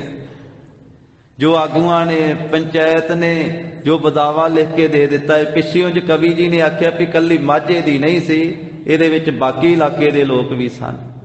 ਤੋ ਇਸ ਤਰੀਕੇ ਦੇ ਨਾਲ ਮਹਾਰਾਜ ਜੋ ਮਾਝੇ ਦੀ ਸੰਗਤ ਪਿਛਾਂ ਹਟ ਗਈ ਹੈ, ਆਪ ਜੀ ਦੇ ਸੰਗ ਨਾਲੋਂ, ਸਿੱਖੀ ਨਾਤੇ ਨਾਲੋਂ ਟੁੱਟ ਗਈ ਹੈ। ਮਹਾਰਾਜ ਜੀ ਮੈਨੂੰ ਵਰਦਾਨ ਦੇਣ ਦੀ ਆਪ ਜੀ ਨੇ ਇੱਛਾ ਧਾਰੀ ਹੈ, ਤਾਂ ਫਿਰ ਕਿਰਪਾ ਕਰੋ ਤੇ ਟੁੱਟੀ ਹੋਈ ਸੰਗਤ ਸਾਰੀ ਨੂੰ ਮੇਲ ਲਓ, ਟੁੱਟੀ ਗੰਢ ਲਵੋ ਮਹਾਰਾਜ, ਟੁੱਟੀ ਹੋਈ ਸਿੱਖੀ ਦੀ ਸਾਂਝ ਆਪਣੇ ਨਾਲ ਗੰਢ ਲਵੋ। ਭੁੱਲਿਆਂ ਭਟਕਿਆਂ ਨੂੰ ਮਾਰੇ ਆਪਣੇ ਚਰਨਾਂ ਵਿੱਚ ਸ਼ਰਨ ਦੇ ਦਵੋ। ਮਹਾਰਾਜ ਜਿਹੜੇ ਬਦਾਵਾ ਦੇ ਕੇ ਚਲੇ ਗਏ ਉਹਨਾਂ ਨੂੰ ਆਪਣੇ ਸਿੱਖ ਬਣਾ ਲਓ, ਉਹ ਤੁਹਾਡੇ ਸਿੱਖ ਬਣਨ, ਉਹ ਤੁਹਾਡੇ ਸਿੱਖ ਹੋ ਕੇ ਰਹਿਣ ਤੇ ਤੁਸੀਂ ਉਹਨਾਂ ਦੇ ਗੁਰੂ ਹੋ ਕੇ ਰਹੋ। ਸੁਭਾਏਮਾਨ ਮੁਖ ਤੋਂ ਮਹਾਰਾਜ ਇਹ ਵਰਦਾਨ ਦੇ ਦਿਓ ਮੈਨੂੰ, ਜੇ ਦੇਣਾ ਚਾਹੁੰਦੇ ਹੋ ਨਾ ਤੇ ਆ ਕਿਰਪਾ ਕਰਕੇ ਬਖਸ਼ਿਸ਼ ਕਰੋ। ਪ੍ਰਭ ਬੋਲੇ ਮੇਰੀ ਸੁਣ ਕੁੜੀ ਪ੍ਰਭੂ ਬੋਲੇ ਗੁਰੂ ਗੋਬਿੰਦ ਸਿੰਘ ਜੀ, ਮਹਾ ਸਿੰਘ ਜਿਹੜੀ ਟੁੱਟ ਗਈ ਉਹ ਤਾਂ ਨਖੁੱਟ ਗਈ, ਉਹ ਤਾਂ ਮੁੱਕ ਗਈ। ਕਿਉਂ ਮਿਲਣਾ ਚਾਹਣਾ ਵਾ? ਜਿਹੜੀ ਡਰ ਕਰਕੇ ਜੰਗ ਤੋਂ ਡਰਦੀ ਹੋਈ ਸੰਗਤ ਪਿਛਾਂ ਹਟ ਗਈ ਹੈ। ਸਿੰਘਾ ਤੂੰ ਆਪਣੇ ਵਾਸਤੇ ਕੁਝ ਹੋਰ ਮੰਗ। ਸਿੰਘਾ ਮੇਰੀ ਖੁਸ਼ੀ ਜਾਣ ਹੁਣੇ ਦੇਵਾਂਗਾ ਤੈਨੂੰ, ਮੰਗ ਹੁਣੇ ਹੀ ਦੇਵਾਂਗਾ, ਬਾਅਦ ਵਿੱਚ ਨਹੀਂ, ਜੋ ਮੰਗੇਗਾ ਹੁਣੇ ਦੇਵਾਂਗੇ। ਭਾਈ ਮਹਾ ਸਿੰਘ ਜੀ ਨੇ ਹੱਥ ਜੋੜ ਕੇ ਫੇਰ ਬੇਨਤੀ ਕੀਤੀ, ਸੱਚੇ ਪਾਤਸ਼ਾਹ ਜਿੰਨੇ ਸਿੱਖ ਵਾ ਪੁੱਤਰ ਤੇ ਤੁਹਾਡੇ ਹੀ ਆ ਨਾ। ਪਾਤਸ਼ਾਹੋ ਸਿੱਖ ਸੇਵਕ ਸਾਰੇ, ਜਿੰਨੇ ਸਿੱਖ ਸੇਵਕ ਵਾਏ ਸਾਰੇ ਤੁਹਾਡੇ ਪੁੱਤਰ ਹਨ, ਤੁਹਾਡੇ ਬੱਚੇ ਹਨ। ਤੇ ਮਹਾਰਾਜ ਪੁੱਤਰ ਭੁੱਲਦੇ ਹੁੰਦੇ ਆ, ਗਲਤੀਆਂ ਕਰ ਜਾਂਦੇ ਬੱਚੇ ਕਈ ਵਾਰੀ। ਪੁੱਤਰ ਮਹਾਰਾਜ ਬਹੁਤੇ ਅਪਰਾਧ ਵੀ ਕਰ ਲੈਂਦੇ ਹਨ, ਪਰ ਫਿਰ ਵੀ ਮਹਾਰਾਜ ਪਿਤਾ ਪਿਤਾ ਹੀ ਹੁੰਦਾ ਵਾ। ਪਿਤਾ ਆਪਣੇ ਬੱਚਿਆਂ ਉੱਤੇ ਇੰਨਾ ਗੁੱਸਾ ਨਹੀਂ ਲਿਆਉਂਦਾ। ਪੁੱਤਰ ਗਲਤੀ ਕਰਦਾ, ਝਿੜਕਦਾ ਵੀ ਆ, ਪਰ ਫਿਰ ਵੀ ਪਿਤਾ ਪਿਆਰ ਵਿੱਚ ਆ ਹੀ ਜਾਂਦਾ ਹੈ। ਭਗਤ ਕਬੀਰ ਸਾਹਿਬ ਜੀ ਨੇ ਵੀ ਇਸ ਤਰ੍ਹਾਂ ਬੇਨਤੀ ਕੀਤੀ ਬਾਣੀ ਵਿੱਚ, ਰਾਮਈਆ ਹੋ ਬਾਰਕ ਤੇਰਾ, ਕਾਹੇ ਨਾ ਖੰਡਸ ਅਵਗਣ ਮੇਰਾ। ਉੱਥੇ ਵੀ ਬਚਨ ਕੀਤਾ, ਸੋ ਤੇ ਅਪਰਾਧ ਕਰਤ ਹੈ ਜੇਤੇ, ਜਨਨੀ ਚੀਤ ਨਾ ਰਾਖਸ ਤੇਤੇ। ਮਹਾਰਾਜ ਜਿੰਨੇ ਸਿੱਖ ਸੇਵਕ ਆਪ ਜੀ ਦੇ ਪੁੱਤਰ ਵਾ, ਤੇ ਪੁੱਤਰ ਜਿਸ ਵੇਲੇ ਅਪਰਾਧ ਕਮਾਉਂਦਾ ਹੈ ਤੇ ਫਿਰ ਵੀ ਪਿਤਾ ਮਨ ਵਿੱਚ ਰੋਸ ਨਹੀਂ ਲਿਆਉਂਦਾ ਹੈ। ਪਿਤਾ ਆਪਣੇ ਪੁੱਤਰ ਨੂੰ ਆਪਣਾ ਜਾਣ ਕੇ ਬਖਸ਼ ਹੀ ਦਿੰਦਾ ਹੈ। ਪਹਿਲੀ ਗਲਤੀ ਬਖਸ਼ ਕੇ ਅੱਗੇ ਸਿੱਖਿਆ ਦੇ ਕੇ ਸਾਵਧਾਨ ਕਰ ਦਿੰਦਾ ਹੈ ਕਿ ਪੁੱਤਰ ਸੁਚੇਤ ਹੋ ਕੇ ਰਵੀਂ, ਅੱਗੇ ਵਾਸਤੇ ਸਾਵਧਾਨ ਹੋ ਜਾ, ਫਿਰ ਗਲਤੀ ਨਾ ਕਰੀ। ਜੇ ਸਤਿਗੁਰੂ ਸੱਚੇ ਪਾਤਸ਼ਾਹ ਮੈਨੂੰ ਵਰਦਾਨ ਦੇਣਾ ਚਾਹੁੰਦੇ ਹੋ, ਮਹਾਰਾਜ ਆਪਣੇ ਮੁਖ ਤੋਂ ਬਚਨ ਕਹਿ ਕੇ ਤੇ ਟੁੱਟੀ ਹੋਈ ਸਿੱਖੀ ਦੀ ਸਾਂਝ ਮੇਲ ਲਓ ਆਪਣੇ ਨਾਲ, ਟੁੱਟੀ ਹੋਈ ਸਿੱਖੀ ਨੂੰ। ਮਹਾਰਾਜ ਇਹਦੇ ਤੋਂ ਬਿਨਾ ਮੈਨੂੰ ਹੋਰ ਕਿਸੇ ਪਦਾਰਥ ਦੀ ਇੱਛਾ ਨਹੀਂ ਹੈ। ਇਹ ਸੋਢੀ ਕੁਲ ਦੇ ਸਿਰ ਮੌਰ ਸਤਿਗੁਰੂ ਸ੍ਰੀ ਗੁਰੂ ਗੋਬਿੰਦ ਸਿੰਘ ਜੀ ਮਹਾਰਾਜ, ਆਪ ਕਿਰਪਾ ਕਰਕੇ ਬਖਸ਼ਿਸ਼ ਕਰੋ। ਜਦੋਂ ਮਾਲਕ ਗੁਰੂ ਗੋਬਿੰਦ ਸਿੰਘ ਜੀ ਨੇ ਅਲੌਕਿਕ ਤਰ੍ਹਾਂ ਦੇ ਬਚਨ ਸੁਣੇ ਆਪਣੇ ਸਿੰਘ ਦੇ ਕੋਲ, ਵੇਖੋ ਸਾਧ ਸੰਗਤ ਜੀ ਕਿੱਡਾ ਤਿਆਗ ਹੈ। ਨਹੀਂ ਤੇ ਜਦੋਂ ਮਹਾਰਾਜ ਇਸ ਤਰ੍ਹਾਂ ਵਾਰ-ਵਾਰ ਕਹਿ ਦਿੰਦੇ ਆ ਤੇ ਇਹ ਸਭ ਕੁਝ ਛੱਡਣਾ, ਨਹੀਂ ਤੇ ਜਿਸ ਤਰ੍ਹਾਂ ਦਾ ਹੁਣ ਮਾਹੌਲ ਚੱਲਦਿਆ ਹੈ, ਨਹੀਂ ਤੇ ਭਾਵੇਂ ਦੁਨੀਆ ਦਾ ਰਾਜ ਮੰਗ ਲੈਂਦਾ ਜਾਂ ਹੋਰ ਕੁਝ ਮੰਗ ਲੈਂਦਾ ਜਾਂ ਕੋਈ, ਪਰ ਭਾਈ ਮਹਾ ਸਿੰਘ ਜੀ ਨੇ ਨਾ ਦੁਨੀਆ ਦਾ ਕੋਈ ਪਦਾਰਥ, ਨਾ ਲੋਕ ਦਾ, ਨਾ ਪਰਲੋਕ ਦਾ, ਕੁਝ ਨਹੀਂ ਮੰਗਿਆ। ਕਿੱਡੀ ਵੱਡੀ ਸਿੱਖੀ ਹੈ, ਕਿੱਡਾ ਵੱਡਾ ਤਿਆਗ ਹੈ। ਤੇ ਮਹਾਰਾਜ ਨੇ ਜਦੋਂ ਇਹ ਅਲੌਕਿਕ ਬਚਨ ਇਹ ਬੋਲ ਸੁਣੇ ਬੇਨਤੀ ਰੂਪ ਵਿੱਚ ਭਾਈ ਮਹਾ ਸਿੰਘ ਦੇ ਮੁਖ ਤੋਂ, ਗੁਰੂ ਗੋਬਿੰਦ ਸਿੰਘ ਮਹਾਰਾਜ ਆਨੰਦ ਵਿੱਚ ਭਰ ਗਏ ਤੇ ਨੇਤਰ ਖਿੜ ਗਏ। ਗੁਰੂ ਗੋਬਿੰਦ ਸਿੰਘ ਮਹਾਰਾਜ ਦੇ ਨੈਣ ਨੇਤਰ ਪ੍ਰਫੁੱਲਤ ਹੋ ਗਏ ਤੇ ਹਿਰਦਾ ਆਨੰਦ ਵਿੱਚ ਭਰ ਗਿਆ ਸਤਿਗੁਰੂ ਜੀ ਦਾ। ਮਹਾਰਾਜ ਕਹਿਣ ਲੱਗੇ, ਵਾਹ ਖਾਲਸਾ ਵਾਹ, ਮੇਰੇ ਸਿੱਖ ਧੰਨ ਧੰਨ ਸਿੱਖ। ਵੇਖੋ ਸਿੱਖ ਗੁਰੂ ਨੂੰ ਧੰਨ ਕਹਿੰਦਾ ਤੇ ਗੁਰੂ ਸਿੱਖ ਨੂੰ ਧੰਨ ਕਹਿ ਰਿਹਾ। ਮਹਾਰਾਜ ਕਹਿੰਦੇ, ਵਾਹ ਖਾਲਸਾ ਮੇਰੇ ਸਿੱਖ ਧੰਨ। ਜਿਨ੍ਹਾਂ ਸਿੰਘਾਂ ਨੇ, ਜਿਨ੍ਹਾਂ ਸਿੱਖਾਂ ਨੇ ਆਪਣੇ ਮਨ ਵਿੱਚ ਪਰਉਪਕਾਰ ਕਰਨਾ, ਮਹਾਨ ਪਰਉਪਕਾਰ ਕਰਨਾ ਮਨ ਵਿੱਚ ਮੰਨਿਆ ਹੋਇਆ ਹੈ। ਮਹਾਰਾਜ ਕਹਿੰਦੇ, ਸਿੰਘਾ ਤੇਰੇ ਕਹਿਣ ਕਰਕੇ ਹੁਣ ਅਸੀਂ ਮੇਲ ਲਏ ਹਨ। ਤੇਰੇ ਕਹਿਣ ਕਰਕੇ ਹੁਣ ਅਸੀਂ ਇਹਨਾਂ ਨੂੰ ਟੁੱਟਿਆਂ ਹੋਇਆਂ ਨੂੰ, ਟੁੱਟੀ ਹੋਈ ਸਿੱਖੀ ਦੀ ਸਾਂਝ ਨੂੰ ਮੇਲ ਲੈਂਦੇ ਹਾਂ। ਮਹਾਰਾਜ ਕਹਿੰਦੇ ਤੇਰੇ ਕਹਿਣ ਕਰਕੇ ਮੇਲ ਵੀ ਲੈਂਦੇ ਆ ਤੇ ਉਸ ਦੇਸ਼ ਨੂੰ ਰਾਜ ਭਾਗ ਵੀ ਦਿੰਦੇ ਹਾਂ। ਸਿੱਖ ਰਾਜ ਭਾਗ ਵੀ ਉਸ ਦੇਸ਼ ਵਿੱਚ ਕਰਨਗੇ।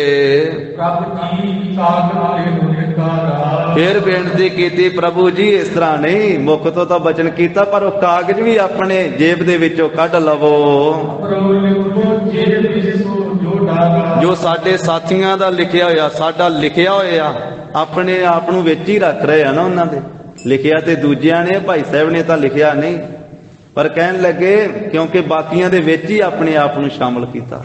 ਮਹਾਰਾਜ ਜੋ ਸਾਡੇ ਭਰਾਵਾਂ ਦਾ, ਸਾਡਾ ਜੋ ਲਿਖਿਆ ਹੋਇਆ, ਪੰਚਾਇਤ ਦਾ ਲਿਖਿਆ ਹੋਇਆ ਆਪਣੇ ਜੇਬ ਜਾਪ ਜੀ ਨੇ ਪਾਇਆ ਹੈ। ਨਾਮ ਦਿਖਾਏ ਸੋ ਕੀਜੈ ਪਾਰ। ਮਹਾਰਾਜ ਇੱਕ ਵਾਰੀ ਮੈਨੂੰ ਵਿਖਾ ਕੇ ਕਾਗਜ਼ ਪਾੜ ਦਿਓ, ਮੇਰੇ ਸਾਹਮਣੇ ਕਾਗਜ਼ ਟੁਕੜੇ ਟੁਕੜੇ ਕਰ ਦੇਵੋ। ਸਫਲ ਹੋਏ ਮੇਰੇ ਕਾਰ। ਇਹ ਮੇਰੀ ਬੇਨਤੀ ਸਫਲੀ ਹੋ ਜਾਵੇ। ਸਭ ਤਤਕਾਲ ਨਾਮ ਸਾ। ਉਸੇ ਵੇਲੇ ਭਾਈ ਮਹਾ ਸਿੰਘ ਦੀ ਬੇਨਤੀ ਸੁਣ ਕੇ ਛੇਤੀ ਨਾਲ ਕਾਗਜ਼ ਕੱਢਿਆ ਸਤਿਗੁਰੂ ਜੀ ਨੇ। ਮਹਾ ਸਿੰਘ ਸਿੰਘਵਾਰ ਆਕਾਸ਼ਾ। ਭਾਈ ਮਹਾ ਸਿੰਘ ਜੀ ਦੇ ਨਾਲ ਬਚਨ ਕੀਤਾ ਸਤਿਗੁਰੂ ਜੀ ਨੇ। ਇਹੋ ਬਿਲੋ ਲੋਕਾਨ ਹੈ ਵਿਖਰਾਈ। ਮਹਾਰਾਜ ਕਹਿੰਦੇ, ਮਹਾ ਸਿੰਘਾ ਵੇਖ ਲਾ, ਤੈਨੂੰ ਵਿਖਾ ਕੇ ਇਹ ਕਾਗਜ਼ ਪਾੜਨ ਲੱਗੇ ਆ ਬਦਾਵੇ ਵਾਲਾ। ਕਹਿ ਚਲਿਓ ਗੀਤ ਬਤਾ। ਇਸ ਤਰ੍ਹਾਂ ਕਹਿ ਕਰਕੇ ਮਹਾਰਾਜ ਨੇ ਵਿੱਚੋਂ ਬਣਾ ਕੇ 2 ਟੋਟੇ ਕਰ ਦਿੱਤੇ ਕਾਗਜ਼, ਬੋਲੇ ਸੁਨਿਹਾ। ਪਾੜ ਕੇ ਸੁੱਟ ਦਿੱਤਾ ਬਦਾਵੇ ਵਾਲਾ ਕਾਗਜ਼। ਇਹ ਰਗੇ ਹਰਮਾਨ ਮਾਨ ਹੋਵਾ। ਵੇਖ ਕੇ ਨਾ ਵੀ ਬਦਾਵੇ ਦਾ ਕਾਗਜ਼ ਪਾੜਤਾ ਸਤਿਗੁਰੂ ਜੀ ਨੇ, ਸਿੱਖੀ ਦੀ ਟੁੱਟੀ ਸਾਂਝ ਜੋੜ ਲਈ। ਫੇਰ ਬਹੁਤ ਖੁਸ਼ ਹੋਇਆ ਭਾਈ ਮਹਾ ਸਿੰਘ। ਕਾਗਜ਼ ਪਾਟ ਗਿਆ ਵਾ ਤੇ ਗੁਰੂ ਜੀ ਦਾ ਦਰਸ਼ਨ ਹੋ ਰਿਹਾ ਹੈ। ਸਤਿਗੁਰੂ ਜੀ ਹੁਣ ਆਗਿਆ ਦਿਓ, ਮੈਂ ਪ੍ਰਲੋਕ ਨੂੰ ਜਾਵਾਂ। ਮਾਰੇ ਆਪ ਜੀ ਦਾ ਦਰਸ਼ਨ ਕਰ ਰਿਹਾ ਹਾਂ, ਇਹਦਾ ਅਧਿਕ ਫਲ ਮੈਨੂੰ ਪ੍ਰਾਪਤ ਹੋਵੇਗਾ। ਸਤਿਗੁਰੂ ਜੀ ਨੇ ਹੱਥ ਦੋਵੇਂ ਸੀਸ ਦੇ ਰੱਖੇ ਹੋਏ ਮਹਾ ਸਿੰਘ ਦੇ ਤੇ ਬਚਨ ਕਰ ਰਹੇ ਆ, ਗੋਡੇ ਤੇ ਸਿਰ ਰੱਖਿਆ ਹੋਇਆ ਵਾ। ਕਹਿਣ ਲੱਗੇ, ਜਾ ਮਹਾ ਸਿੰਘ, ਜਿੱਥੇ ਮੇਰਾ ਦੇਸ਼ ਉੱਥੇ ਜਾ, ਗੁਰਪੁਰੀ ਵਿੱਚ ਜਾ, ਸੱਚਖੰਡ ਵਿੱਚ ਜਾ, ਤੂੰ ਉੱਥੇ ਚੱਲ ਕੇ ਵਸ ਜਿੱਥੇ ਕਦੀ ਸ਼ੋਕ ਹੀ ਨਹੀਂ ਹੈ। ਬੇਗਮਪੁਰਾ ਸ਼ਹਿਰ ਕੋ ਨਾਵ, ਜਿੱਥੇ ਕੋਈ ਗਮ ਨਹੀਂ, ਕੋਈ ਸ਼ੋਕ ਨਹੀਂ ਹੈ। ਸਿੰਘਾ ਆਪਣੇ ਪ੍ਰਾਣ ਦੇ ਕੇ ਤੁਸੀਂ ਉਪਕਾਰ ਕੀਤਾ ਹੈ, ਇਸ ਦਾ ਵੱਡਾ ਭਾਰੀ ਤੈਨੂੰ ਫਲ ਪ੍ਰਾਪਤ ਹੋਇਆ ਹੈ। ਇਸ ਤਰ੍ਹਾਂ ਗਰੀਬ ਨਵਾਜ ਸਤਿਗੁਰੂ ਜੀ ਨੇ ਬਚਨ ਕੀਤੇ। ਇੱਕ ਪੜ੍ਹ ਲਗੇ ਫਿਰ। ਸਤਿਗੁਰ ਬਚਨ ਹੋਣ ਪਾਜੈ। ਜਦੋਂ ਸਤਿਗੁਰੂ ਜੀ ਦਾ ਬਚਨ ਹੋਇਆ, ਮਹਾ ਸਿੰਘ ਚੰਨ ਤਿਆਗਿਆ ਹੋਇ। ਭਾਈ ਮਹਾ ਸਿੰਘ ਜੀ ਨੇ ਉਸੇ ਵੇਲੇ ਫਿਰ ਸਰੀਰ ਤਿਆਗ ਦਿੱਤਾ ਹੈ। ਪ੍ਰਭ ਬਿਰਖ ਕਿਤ ਕੁਟ ਝਾੜ ਹਟ ਝਾੜਾ। ਧੰਨ ਗੁਰੂ ਗੋਬਿੰਦ ਸਿੰਘ ਮਹਾਰਾਜ ਨੇ ਫਿਰ ਇਧਰ ਉਧਰ ਉਹ ਝਾੜਾਂ ਦੇ ਵਿੱਚ ਵੇਖਿਆ, ਉਜਾੜ ਦੇ ਵਿੱਚ। ਬੋਲੇ ਸ੍ਰੀ ਮੁਖ ਸੁਨੋ ਬਿਰਾੜ। ਸੁਭਾਏਮਾਨ ਮੁਖ ਤੋਂ ਬੋਲੇ ਬਰਾੜ। ਨਾਲ ਦੇ ਜਿਹੜੇ ਸਿੰਘ ਸਾਥੀ ਸੀ ਬਰਾੜ ਸਿੱਖਾਂ ਨੂੰ, ਮਾਰੇ ਕਹਿਣ ਲੱਗੇ, ਇੱਥੇ ਝਾੜੀਆਂ ਵਿੱਚ ਜਿੰਨੇ ਸਿੰਘ ਸ਼ਹੀਦ ਹੋਏ ਆ ਨਾ, ਉਹਨਾਂ ਸਾਰਿਆਂ ਦੇ ਇੱਕ ਥਾਂ ਦੇ ਉੱਤੇ ਸਰੀਰ ਇਕੱਤਰ ਕਰੋ। ਉਹ ਕਿਵੇਂ ਸਰੀਰ ਇਕੱਤਰ ਕਰਦੇ, ਕਿਵੇਂ 40 ਦਾ ਆਪਣੇ ਹੱਥੀਂ ਸੰਸਕਾਰ ਕਰਦੇ, ਕਿਵੇਂ ਫਿਰ ਵਰਦਾਨ ਦਿੰਦੇ ਆ ਵੀ ਇਹ 40 ਸਾਡੇ ਮੁਕਤੇ ਸ਼ਹੀਦ ਸਿੰਘ ਆ। ਇਹ ਖਦਰਾਣੇ ਦੀ ਢਾਬ ਨੂੰ, ਅੱਜ ਤੋਂ ਬਾਅਦ ਖਦਰਾਣੇ ਦੀ ਢਾਬ ਨਹੀਂ, ਇੱਥੇ ਸ਼ਹੀਦਾਂ ਸਿੰਘਾਂ 40 ਮੁਕਤਿਆਂ ਦੀ ਯਾਦ ਵਿੱਚ ਸਰੋਵਰ ਲੱਗੇਗਾ। ਉਸ ਨੂੰ ਸ੍ਰੀ ਮੁਕਤਸਰ ਸਾਹਿਬ ਕਿਹਾ ਜਾਵੇਗਾ। ਜਿਹੜਾ ਮਾਘ ਦੀ ਸੰਗਰਾਂਦ ਨੂੰ ਮਾਘੀ ਵਾਲੇ ਦਿਨ ਆ ਕੇ ਇਸ਼ਨਾਨ ਕਰੇਗਾ, ਸਿੱਖੀ ਪ੍ਰਾਪਤ ਹੋਵੇਗੀ, ਮਨੋਕਾਮਨਾ ਪੂਰੀਆਂ ਹੋਣਗੀਆਂ, ਮੁਕਤੀ ਪ੍ਰਾਪਤ ਹੋਵੇਗੀ, ਬੰਧਨ ਕੱਟੇ ਜਾਣਗੇ। ਜਿੱਥੇ ਕੋਈ ਇੱਕ ਤਪਸਵੀ ਤਪੱਸਿਆ ਕਰਕੇ ਸਰੀਰ ਤਿਆਗਦਾ, ਉਹ ਜਗ੍ਹਾ ਤੀਰਥ ਬਣ ਜਾਂਦੀ। ਇੱਥੇ ਤੇ ਮੇਰੇ ਪਿਆਰ ਵਿੱਚ ਮੇਰੇ 40 ਸਿੰਘਾਂ ਨੇ ਆਪਣੇ ਪ੍ਰਾਣ ਤਿਆਗੇ ਆ, ਇਸ ਕਰਕੇ ਇਹ ਮੁਕਤਸਰ ਸਾਹਿਬ ਹੋਵੇਗਾ। ਇਹ ਸਾਧ ਸੰਗਤ ਜੀ 1762 ਵਿਕਰਮੀ ਸੰਮਤ ਵਿਸਾਖ ਦੇ ਮਹੀਨੇ 21 ਵਿਸਾਖ ਨੂੰ ਜੰਗ ਹੋਇਆ ਸੀ। 21 ਵਿਸਾਖ ਵਾਲੇ ਦਿਨ ਭਾਈ ਮਹਾ ਸਿੰਘ ਜੀ ਨੇ ਟੁੱਟੀ ਸਿੱਖੀ ਦੀ ਸਾਂਝ ਕਢਾਈ ਸੀ। ਟੁੱਟੀ ਗੰਢ ਨਹਾਰ ਗੋਪਾਲ, ਸਰਬ ਜੀਆਂ ਆਪੇ ਪ੍ਰਤਪਾਲ। ਉੱਥੇ ਗੁਰਦੁਆਰਾ ਸਾਹਿਬ ਟੁੱਟੀ ਗੰਢੀ ਸਾਹਿਬ ਹੈ, ਟੁੱਟੀ ਗੰਢੀ ਸਾਹਿਬ। ਤੋ ਇਹ ਮਹਾਰਾਜ ਸਾਹਿਬ ਜੀ ਦਾ ਪਵਿੱਤਰ ਇਤਿਹਾਸ, ਗੁਰੂ ਜੀ ਦੇ ਪਾਵਨ ਇਤਿਹਾਸ ਦੀ ਵਿਚਾਰ ਸਾਂਝੀ ਕਰਦੇ ਹਾਂ। ਹੋਈਆਂ ਭੁੱਲਾਂ ਚੁੱਕਾਂ ਦੀ ਸਤਿਗੁਰੂ ਜੀ ਗੁਰ ਸੰਗਤ ਜੀ ਖਿਮਾ ਦੇਣੀ। ਦੇਹੋ ਸੱਜਣ ਅਸੀਸੜੀਆਂ, ਜਿਉ ਹੋਵੈ ਸਾਹਿਬ ਸਿਉ ਮੇਲ। ਹੇ ਗੋਬਿੰਦ ਹੇ ਗੋਪਾਲ, ਹੇ ਦਇਆਲ ਲਾਲ, ਪ੍ਰਾਨ ਨਾਥ ਅਨਾਥ ਸਖੇ, ਦੀਨ ਦਰਦ ਨਿਵਾਰ। हे समरथ अगम पूरन मोहे मैया तार अंधकूप महाभयान नानक पारे उतार आए प्रभ शरणागति कृपा निध दयाल एक अक्षर हर मन बसत नानक होत निहाल कथा निता प्रत होत है सुन हो सिंह सुजान नानक गुर गोबिंद सिंह जी सदा करे नानक गुर गोबिंद सिंह जी सदा करे कल्याण। वाहिगुरु जी का खालसा वाहिगुरु जी की फतेह। सत श्री अकाल।